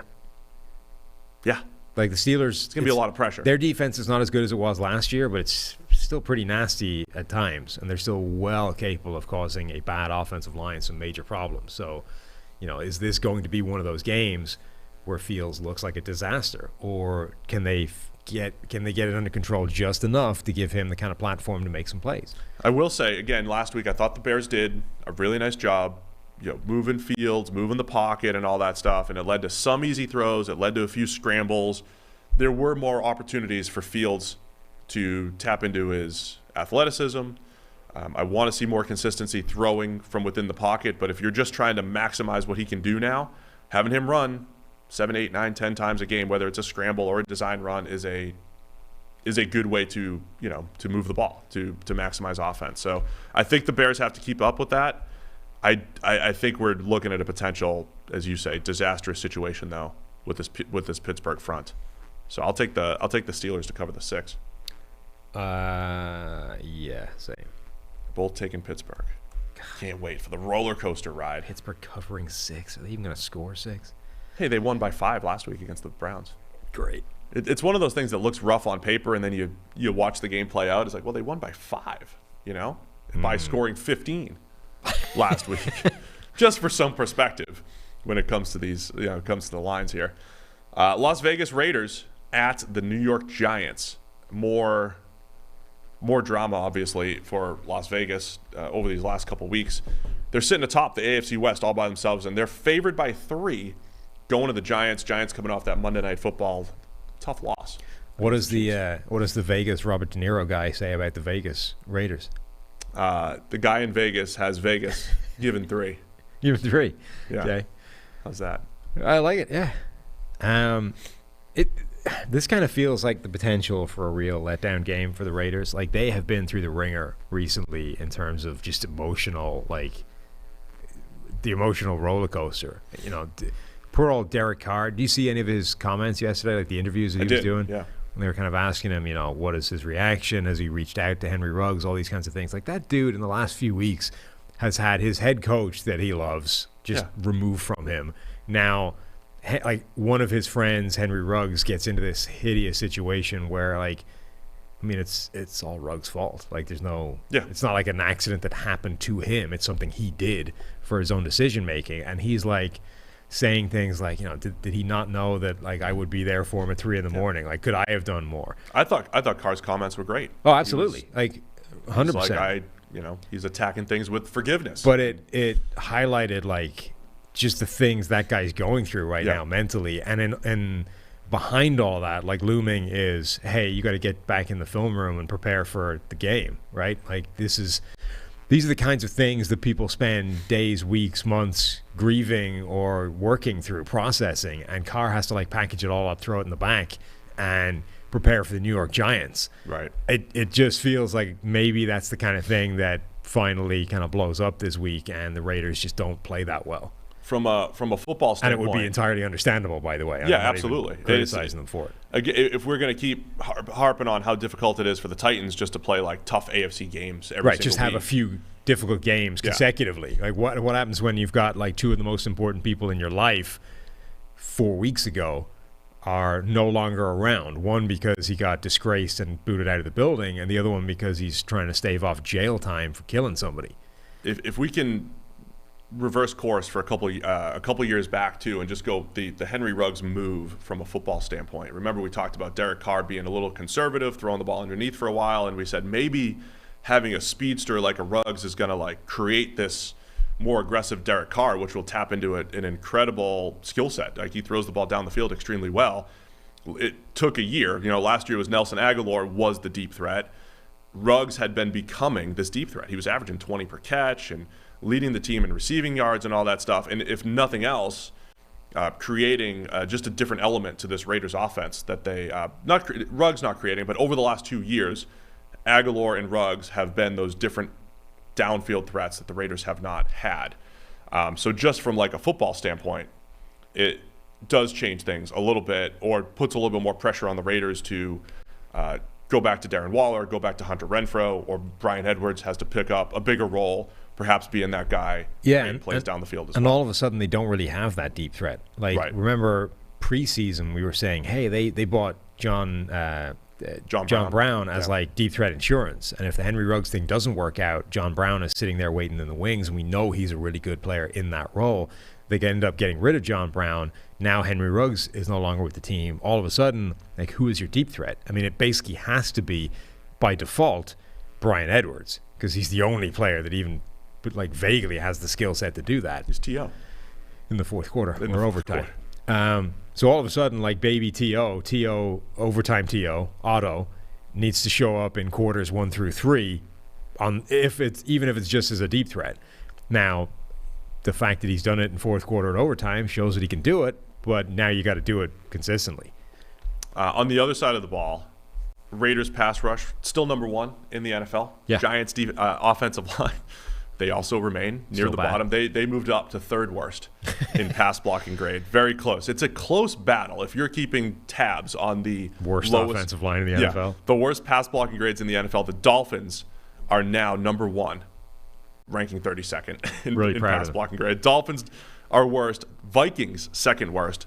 And the Giants, a very close 3rd worst. So just from an on-paper matchup, I think even with the emotional aspect of things, I think the Giants' defense is going to have a tough time stopping this Raiders offense, and I think the pass rush is going to be a factor with the Raiders getting after Daniel Jones and the Giants. It really should be. They don't have a good offensive line at all, the Giants. I think that's it's one of the main reasons that they've sort of stumbled a lot in recent weeks. Imagine a year ago being like, hey, losing Andrew Thomas is a really big problem for this offensive line. Losing Andrew Thomas has been a huge problem for this offensive line. It is. He was playing better. So also, putting Billy Price in the starting lineup has been a big problem for this offensive line. Like, certainly has. They have some major issues, and teams are absolutely wrecking them right now. So I do agree that the Vegas defense is actually a really big favorite in terms of shutting down this New York Giants offense.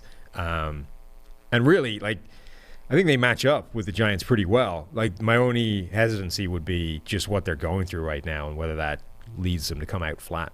Yeah, we saw before Gruden got fired, that was when the Raiders kind of laid an egg against the Bears, right? They did not have a very good game against the Bears.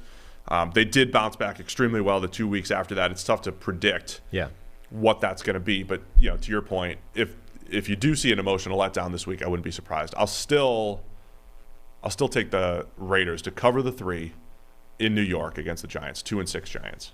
I will take the Giants to cover that.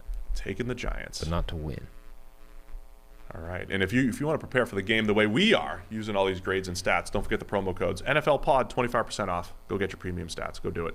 All right, Denver Broncos at the Dallas Cowboys. 9-point favorite Dallas Cowboys. I think that means that the calf is good. Dak's going to be back. Yeah. Don't need Cooper Rush this week. No, they'll just not really move the line anymore. I mean, we've seen Cooper Rush. We've seen Cooper Rush in prime time. The Denver defense is disappointed after a strong start. So now it should have been – the matchup should have been Dak versus a Fangio defense that does a nice job of preventing big plays and all that stuff. They just haven't – that hasn't been the Broncos necessarily this year. They've shown flashes of it, but that still should be one of the better matchups, though, this week, right? Dak versus Fangio D in that secondary. You would hope. The line, by the way, might be up as far as 10, depending on where you look. It's moving. Yeah, it should be, but that Denver defense hasn't been playing particularly well recently. I know. For all the talent that they've got stockpiled, admittedly everywhere except linebacker where everybody got injured, they really haven't shown it that much. Their defense bailed them out last week. It did show up big in critical situations when the offense essentially tossed the ball back and said, go win the game to Washington. Their defense showed up big. Patrick Surtain had a pass breakup. They got a sack on the next play. Like, their defense won that game by killing that last drive when it could easily have given up a big play. So it's still there. Like, it still has the talent to show up and be good. But it's not been as good as we thought it might have been earlier in the season. Also, for as much as it's probably the right move from a long-term team-building standpoint, Von Miller was their only real source of pass rush. Right. Like, they really don't have much outside of him, and he's no longer there. So all of a sudden, you're looking at this group and saying, well, who's getting pressure on the quarterback, and how much does that impact the good cornerbacks we have on the back end? I mean, there's a reason this line is hitting double digits. If we could just touch on the Denver perspective on this Von Miller trade, we have spent all of our time on the Rams perspective. And I think you spent a little bit of time yesterday, not justifying, but trying to explain away, I think, what the Rams are thinking and why they're willing to take a Von Miller for half a year for 2 draft picks. If you're other teams around the league, aren't you excited that there's a team like the Rams, though, that are willing to do that? Like, if I'm the Broncos, I am making that trade every time. Take the emotional aspect out of it, the fact that Von Miller's been a Bronco for life. He's been there since 2011. He's one of the best players in franchise history. They won a Super Bowl with him. He's awesome. If you take the emotional aspect out of it, you're making that trade every single time. If you're the Denver Broncos, sure. You're sitting there at 4-4. They're not in this world where they're like, are we contenders? Are we not? I think they are. So I think it's actually encouraging that they made that move despite their record and where they are. I'm not saying they're not, but they're willing to take a forward-looking approach despite having a 4-4 record, right, and being in the mix in the AFC. You could easily, I think Denver is actually aware of where they stand right now. So they're 4-4, and within that division, you could easily make an argument that we're still contenders. Like, we are right there in a division that hasn't been nearly as dominant as we expected it to be. You've got the Vegas Raiders sitting atop 5-2, 4-3 with the Chargers, and then we're level with Kansas City on 4-4. Right? Okay, we're bottom of the division. It's not where you want to be. On the other hand, we're like a game and a half out of first place. Same record as the Chiefs, as expected. Right. So you could easily look at that and say, we're a buying team right now. Let's go find a piece that makes us slightly better so we can win one of these games, and all of a sudden we're in second place chasing a wild card and we're in the playoffs. Instead, they were like, okay, we're certainly not going to it's not going to be a fire sale. We're not getting rid of everything. We're not tearing it down, rebuilding. But we're not going to pass up a couple of draft picks for a guy like Von Miller, who is declining because of a potential shot at the playoffs this year. Like, this is a longer-term vision than that. And they've been prepared to move on from one of their best players to get a couple of draft picks. Not just move on, but essentially buy the draft pick by eating $9 million of a salary. Yeah, and I think that's a smart move. Yeah, like, what's $9 million? Again, $9 million, paying that this year is not hindering future team building decisions, and you're getting those 2 draft picks. So I applaud the Broncos for the move. Again, taking the emotional aspect of trading a Von Miller out of it. If the Broncos are going to make a play here, come back to Teddy Bridgewater, who's having a solid season, completing 70% of his passes, and adjusted completion percentage is high, even with a higher average depth of target.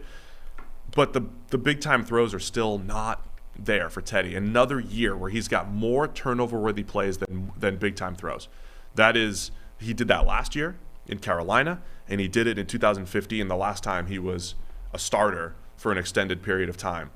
Like, if Teddy's ever going to turn this thing around and become more than just a bridge quarterback, I mean, that's the number. In a year where they're throwing the ball down the field more, he's got to start hitting a few more of those throws. If he does that this week, if Teddy hits 3 or 4 big-time throws, which he hasn't had more than 2 in a game this year, but if he hits 3 or 4 this week, that's how you compete with the Cowboys and their offense. Yeah, which he isn't. I mean, let's be honest. Teddy is Teddy at this point. I'm just trying to give this scenario where, like, what does it take for the Broncos to pull an upset when they're 9-10 point underdogs? It's Teddy hitting some of those throws down the field. Like, we gave him a shot earlier in the season where we were getting the best Teddy we've ever seen. It's like, oh, maybe Teddy does have more in the tank than people gave him credit for, and this is the ceiling. Only it really isn't. It was just some bad teams they were playing. And all of a sudden, Teddy has gone back to being Teddy Bridgewater. Do it for my Teddy. It's my still son Teddy. Wants a Teddy to root for. It still may end up being a career year for him, but it's like, if it is, it's a career year within the margin of error, not a career year in terms of, oh, Teddy is different than we thought he was. Like, he is still the same guy, which is very limited in terms of how aggressive he is with the football, just not pushing it down the field enough, or at least not completing enough of those passes, and a guy who puts it in harm's way more than a player on that kind of spectrum, on that style of play can do if you're going to be good. Like he has a higher turnover-worthy play rate so far this year than Patrick Mahomes, and obviously doesn't come with the same benefits of what. Why isn't ESPN leading with that story? Bridgewater's turnover-worthy plays. They're only talking about Mahomes. It's hard to believe. I assume. I'm not watching. Jerry Jeudy came back, played 38 snaps last week, so nice to have. They're not going to get KJ Hamler back, but Jerry Jeudy, Cortland Sutton, and free agent to be Tim Patrick, all out there together. I think Denver can keep this one close. I think that's a lot of points. It is a lot of for points. The Cowboys. Cowboys got a pretty good defense now, flying around the football. But in Dallas, in the controlled passing environment, I think Denver's going to move the ball a little bit. So I'll take Denver to cover the 9, or especially the 10. Okay. If it's 9 or 10. Yes. I'll take Denver to cover for little reason here. I will take Dallas to win and cover. There you go. A couple more games to discuss here. Atlanta Falcons at the New Orleans Saints. Saints favored by 6. Are you surprised by that? They're favored by 6, and we still don't know who their quarterback is, right? No, I think Sean Payton's playing coy. Of course. I don't know. Do you want to prepare for Trevor Siemian or Taysom? You don't know who you're preparing for. Or Ian. Could be Ian Book. Surely you prepare for Taysom on the basis that, like, if it's Simeon, who cares? You know what I mean? I love it. Like, if you prepare for Trevor Siemian and Taysom Hill gets thrown out there, at least there's some things you need to worry about that you might not have thought about during the week, So, oh no, there's a whole world of, like, RPOs and it's a Monday morning QB powers that we haven't thought about. If it's Trevor Siemian, you've been preparing for Taysom Hill all week, what difference does it make? I would just love to be in that room. You're on the Atlanta Falcons staff. You roll in defensive coaching staff Monday morning, and big dilemma, guys. We don't know if it's Taysom Hill or Trevor Siemian. Yeah. And you just volunteer and say, let's prepare for Taysom, because if it's Siemian, who cares? We're going to be fine. Yeah. And everybody's nodding like, yeah, you're right. Yeah. The offense might change with Taysom. He's got Fair some point. unique things. And if they roll Trevor out there, I think we'll be okay. Right. Yeah, I think it's a fair point. Mm-hmm. Yeah, Simeon didn't play all that great last week. Missed a ton of throws, threw that interception in the end zone. I don't think Simeon's going to be the guy in New Orleans. So it's going to be, I expect it to be Taysom. Simeon's going to be the guy. Saints are doing a great job. Lowest completion percentage against on 10-plus yard throws. Again, the thing that's going to keep the Saints are the outlier among the best NFC teams. They're the only team that is not driven by the quarterback or driven by the pass game among all the top teams in the NFC. And I think we'll see how long they can keep that up. We'll see how long they can rely on a defense that does a really nice job of avoiding those plays. A defense that has kept them in games, and they crushed the Packers. They just beat the Bucs. And the Saints are dangerous, but at some point you're going to have to score more points, be a little bit more efficient on offense, and I don't know if they'll be able to do that with Taysom. And in a below-average receiving core is the other aspect of it. Not just below average, but bad. No Michael Thomas coming back to rescue the situation. Deontay Harris is awesome though. Yeah, Deontay Harris is great, albeit in a pretty limited role. I would feed him the ball. Not how? All now you got Taysom out here not being able to throw the ball longer than 35 yards. I mean, not that Deontay Harris is exactly Tyreek Hill, but boy, does he have some game-changing ability. And I think like Harris on quick outs and comebacks, because of his speed element, he can get open there. He's good with the ball in his hands. He's an outstanding punt returner. And he will get behind the defense once or twice a game if, Taysom, if the sundial gets him there. This actually, it's an interesting matchup because you got a Saints offense that now doesn't really have a quarterback or receivers against an Atlanta defense that's terrible. And on the other side, you've got an Atlanta offense that's actually kind of doing pretty well right now. Matt Ryan's been playing quite well recently. Until last week. Until last week. Kyle Pitts has been really good until last week. Cordell Patterson is really good. Like, they've got some players. Calvin Ridley being missing is a blow, obviously. Against the Saints defense is actually really good. So it's like it's strength on strength and weakness on weakness on like either side of the ball. Yeah, and it's this was the dead whale game a couple years ago. Yeah. For you. Uh-huh. That was a very bad Falcons team. Yeah. That beat a very good Saints team, and it made no sense. Yes. Whatsoever. So I don't think this is. Are you ready to make that pick at some point? The dead whale The pick? exploding whale. Is there a dead whale? Is there a dead whale in the NFL this year? Like, who would be the Leviathan that's now washed up and decaying on the beach?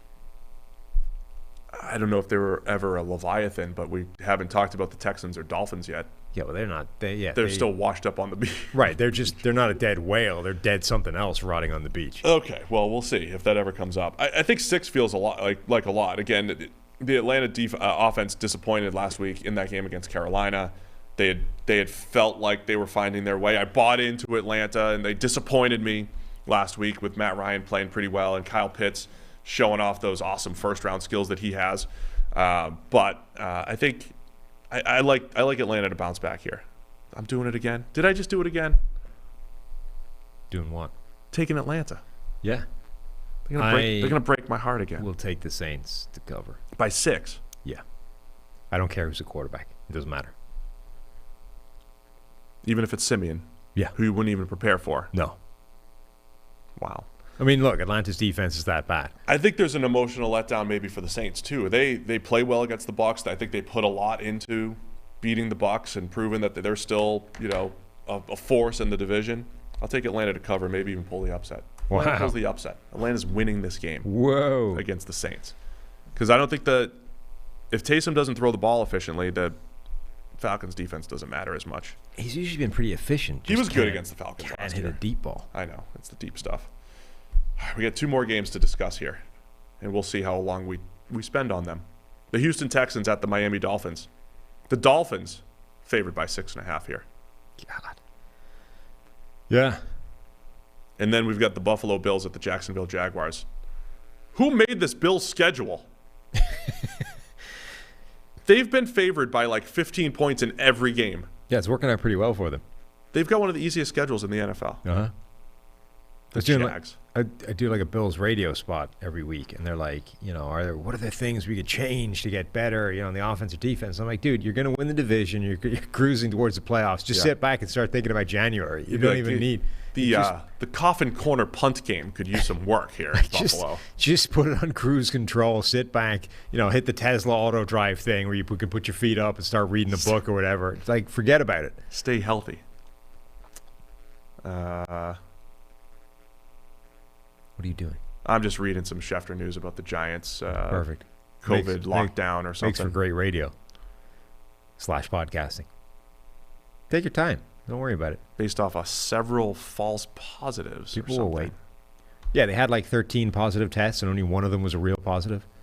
Oh, that's encouraging. That's great. Oh, there's also breaking news. Okay. Texans have announced that Tyrod Taylor will start Sunday versus Miami. There we go.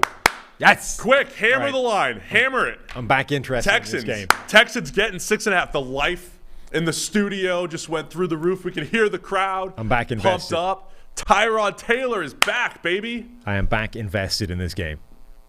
Now, if we could I'll type in Houston for you. Now, if we could just find a way to get Jacoby Brissett in the lineup, we're really cooking on gas. Tyrod versus Jacoby. Oh man, this would be your game. Yeah.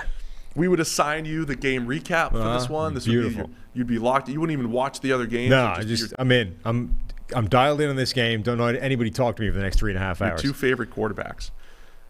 So what are you looking for in this? Tyrod Dolphins? Now. Tyrod. Yeah. Tua. I mean, yeah.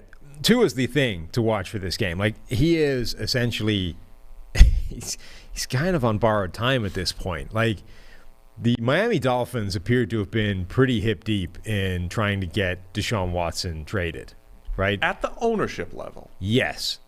But that means that some pretty important people in the building don't believe in Tua. And then they've had to been like, no, Tua, we weren't, trying, we were just inquiring about Deshaun Watson. This isn't an indictment on you. We were just exploring it, doing your due diligence, making sure we've uncovered every stone, just checked it out. See, there's the Fresh Prince clip I use all the time when he's explaining to the clown. He's like, not everybody's against you. You suck, right? Yeah. I would use the same speech, but I wouldn't say you suck. I would say it's not you. Yeah. Nobody's against you or anything. It's just that Deshaun Watson's better than you. Yeah. We still believe in you. We still think you're a starting quarterback. Just not if we can have him. But Deshaun Watson might have been available.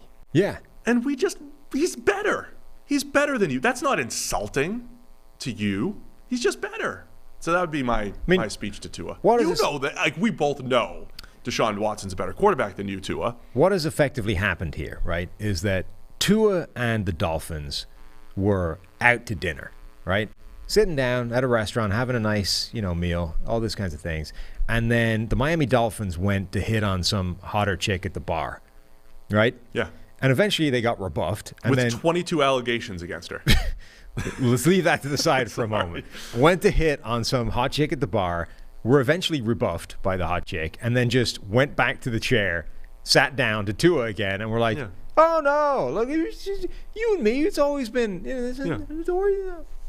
just playing the field. And are expecting Tua to just be like, all right, fair enough, carry on. Which brings me to the point that I make every March and April, and I'll make it again.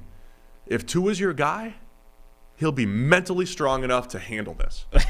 If he is not your guy, then he won't be able to handle it, and you're going to get somebody new anyway. The point being, though, that Tua is basically a dead man walking at this point, and unless he has, that he is. Unless he has a dramatic improvement from here on in, they're finding something else. Like, they're already looking. Yeah, of course they're looking. They're looking, and when Stephen Ross, the owner, is the one pushing it, it doesn't necessarily mean it's the coaching staff. It really is coming from the top. Like, hey, But it almost doesn't matter at that point. Like, if the owner is pushing for it to happen, Tua is not hanging around for that long. Tua's breakdown here. The PFF grade is okay. It's okay. A 71 passing grade. Much like Teddy Bridgewater, he's got more turnover-worthy plays than big-time throws. This is one of the issues, right? This is one of the reasons why the Niners want to move on from Jimmy Garoppolo. He's been one of those guys that hasn't had a high percentage of big-time throws, had too many turnover-worthy plays. It's the reason why you don't feel great about Teddy Bridgewater being your starter going forward, other than in a bridge territory. Bridge and Bridgewater together. What? I'm just saying. Stop it. That's what he is. I know, but you can't. Like, it's like Fields and Field. You can't do that to the English language. Stop doing it. Stop it. Stop it now. I'll finish. Tua's got to be better. Just lost all my momentum there. That's okay. Can't get momentum back. No, it's a shame. It's gone forever. Okay, you finish this up. Okay.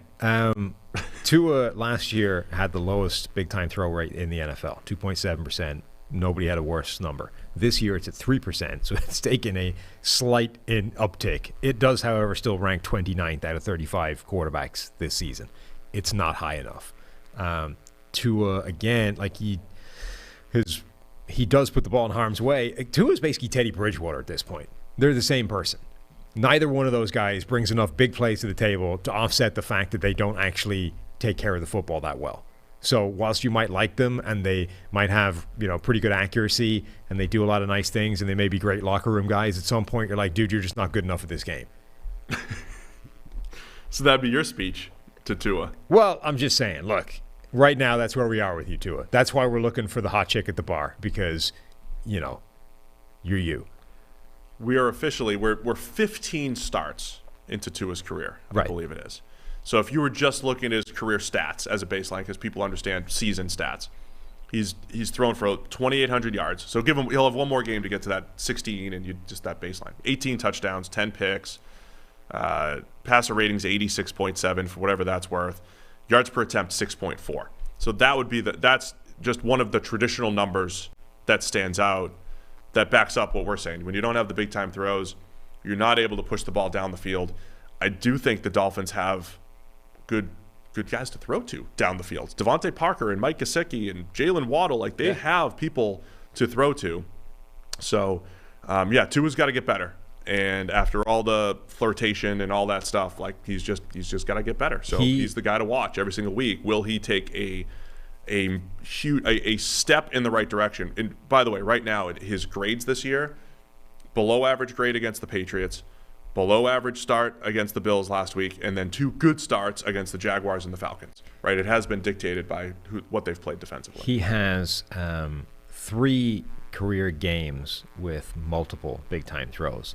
He has 6 with no big-time throws. Like, this is his problem. You do not bring enough positive to the table to offset the things you're doing. Now, look, the Dolphins analysis always has to be couched with the caveat of worst offensive line in the NFL.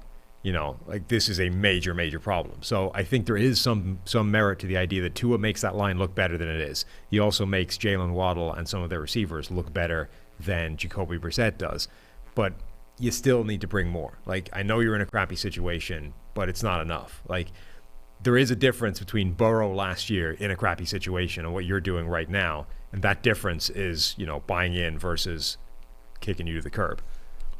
Yeah, I heard somebody say that too. Like, if Deshaun Watson, why aren't the Chargers or Bengals calling about Deshaun Watson? It's right. Like, well, Herbert and Burrow have showed more so Which is far. precisely the point, right? Yeah. Like, that's why them coming back to Tua and being like, no, we were just inquiring. It's okay. That's why that's ridiculous, because like, if you bought into Tua, you're not inquiring. The teams that are comfortable with their quarterbacks are not picking up the phone and finding out if we could settle 22 lawsuits. You know, hey, what are the chances of being able to make all those go away before the trade deadline? Before the trade deadline. So I'm sure there'll be more Watson discussion at the end of the year when it comes to trades, and I'm sure the Dolphins will very much be in the mix. Where are you going in this Texans-Dolphins game? Dolphins by 6.5. I'm not sure if that's going to change at all by the time you listen to this, and if Tyrod moves the needle as much. Texans win. Texans win. Yep. I'll take Tyrod leads them to a glorious victory. Texans cover. Coward. Texans cover. Buffalo Bills at the Jacksonville Jaguars. Bills by 14.5. Ugh. Yeah, Bills by 14.5. That's what I have to say. That's what you got? Yeah. Nice. They were 14 points, right, against the Dolphins last week and covered Late. Yes, covered. Nonetheless, got They to were 15. 17-point favorites against the Texans, or 16-point favorites, and covered. They won 40-0. There have been a lot of these big. It's the Bills every week. Well, it's the Bills and some other teams. Bills and Bucks. There have been a lot of double-digit point spreads this year, and the team that's been favored has got a pretty good record of covering them. Yeah. Bills are, by the way, the Bills are number 2 in our power rankings. Yeah, we have the Bucks remaining at number 1. And the Jags are very bad. And listen to this. Bills to date have the number 30. So the third easiest strength of schedule. Uh-huh. Going forward, their strength of schedule ranks 28th. So fifth easiest, right? Is that right? 5th easiest? Yes. 32, 31, 39. Yeah, 5th easiest strength of schedule. So glad we have you helping in with the R&D stuff. Oh, that's a great show. Yeah. Before we lose it. Do we need like a chart? Can we get you like a kids counting assist somewhere? Well, the chart's great at PFF. They should flip it. So it's first is hardest and 29. So like, I should be able to go. Anyway, you can resort it though. Either way, you can resort it. By the way, Miami's got the easiest strength of schedule going forward. Great. Perfect. So that is a great. They've had the third most difficult schedule, but they've got the easiest schedule going forward. The Dolphins. So how about that? All right, what are you looking for in this game? It might be a tough one for Trevor Lawrence to, again, too many mistakes in there from Trevor Lawrence. Yeah. 2 really special big-time throws last week that both fell incomplete against the Seahawks. But the Bills' defense has been just really good this year, and it's going to be another challenge for this Jags offense to move the ball. Yeah, I'm kind of getting bored waiting for like signs of life from the Jacksonville offense. Like it's not even interesting. It's like every now and again Trevor Lawrence will make a special throw, but most of it isn't good. And it's like, what are we doing here? It's just where are we going? Like, what is the pathway? What direction are we even pointed in? We're just spinning around in a circle going nowhere. Jags offense. Yeah. Cut that. Jags offense. So they're kind of depressing to watch. Buffalo's defense is good. The Bills' offense is good as well, but it seems kind of – I mean, obviously they're not in the same category as the Chiefs, whose offense is really struggling. But it does feel like the Buffalo offense isn't quite firing on all cylinders. I think there's a misfire somewhere in there. It's not humming the way it should. But against Jacksonville, it might not matter, and they should still roll. This is where the Josh Allen MVP hype starts to you beat up on the bad teams and you start to load up the stat sheet, and that's when he starts to get back into that mix. It is a 14.5-point spread, and 96% of the cash is still coming in on Buffalo to cover it. Yeah, count me in. Bills cover. Same. Count me in. Yes. Josh Allen, 84.7 grade this year. For what it's worth, though, Green Line goes the other way. Do they? They think it's only a 13.9 point spread. 13.9. A little conservative there, Green Line. I would trust Green Line in general, though. That would be a much better play. You know you get the 25% off using promo code NFLPod. You get access to all that stuff. Josh Allen, though, remember, first 2 games started a little bit slow. Those were his worst 2 grades of the season. Weeks 1 and 2 against the Steelers and then the Dolphins. Since that point, has not graded below 72. So Allen has gotten back on track and playing much better football than he did the first 2 weeks of the season. I do know we've been peppered with comments that Allen is taking care of the ball. I will say he's had 10 turnover-worthy plays this year and only 3 actual interceptions. So if there's a chance for the Jaguars to cover and or pull off the upset, it'd be Allen not taking – oh, that was bad. It would be Allen not taking care of the ball and it not, what did you not just getting destroy? lucky. I kicked my coffee mug. Oh, it's all right, as long as you don't break the table. No, the table's not falling apart. Nothing's falling apart. I think we're done here, though. I think we're done. A lot of podcasting this week. PFF NFL podcast. Had a great show yesterday. We hope you guys go back and listen to it if you haven't already. And, enjoy the Week 9 action. Anything else? No, just a daily to get through, and then we're done.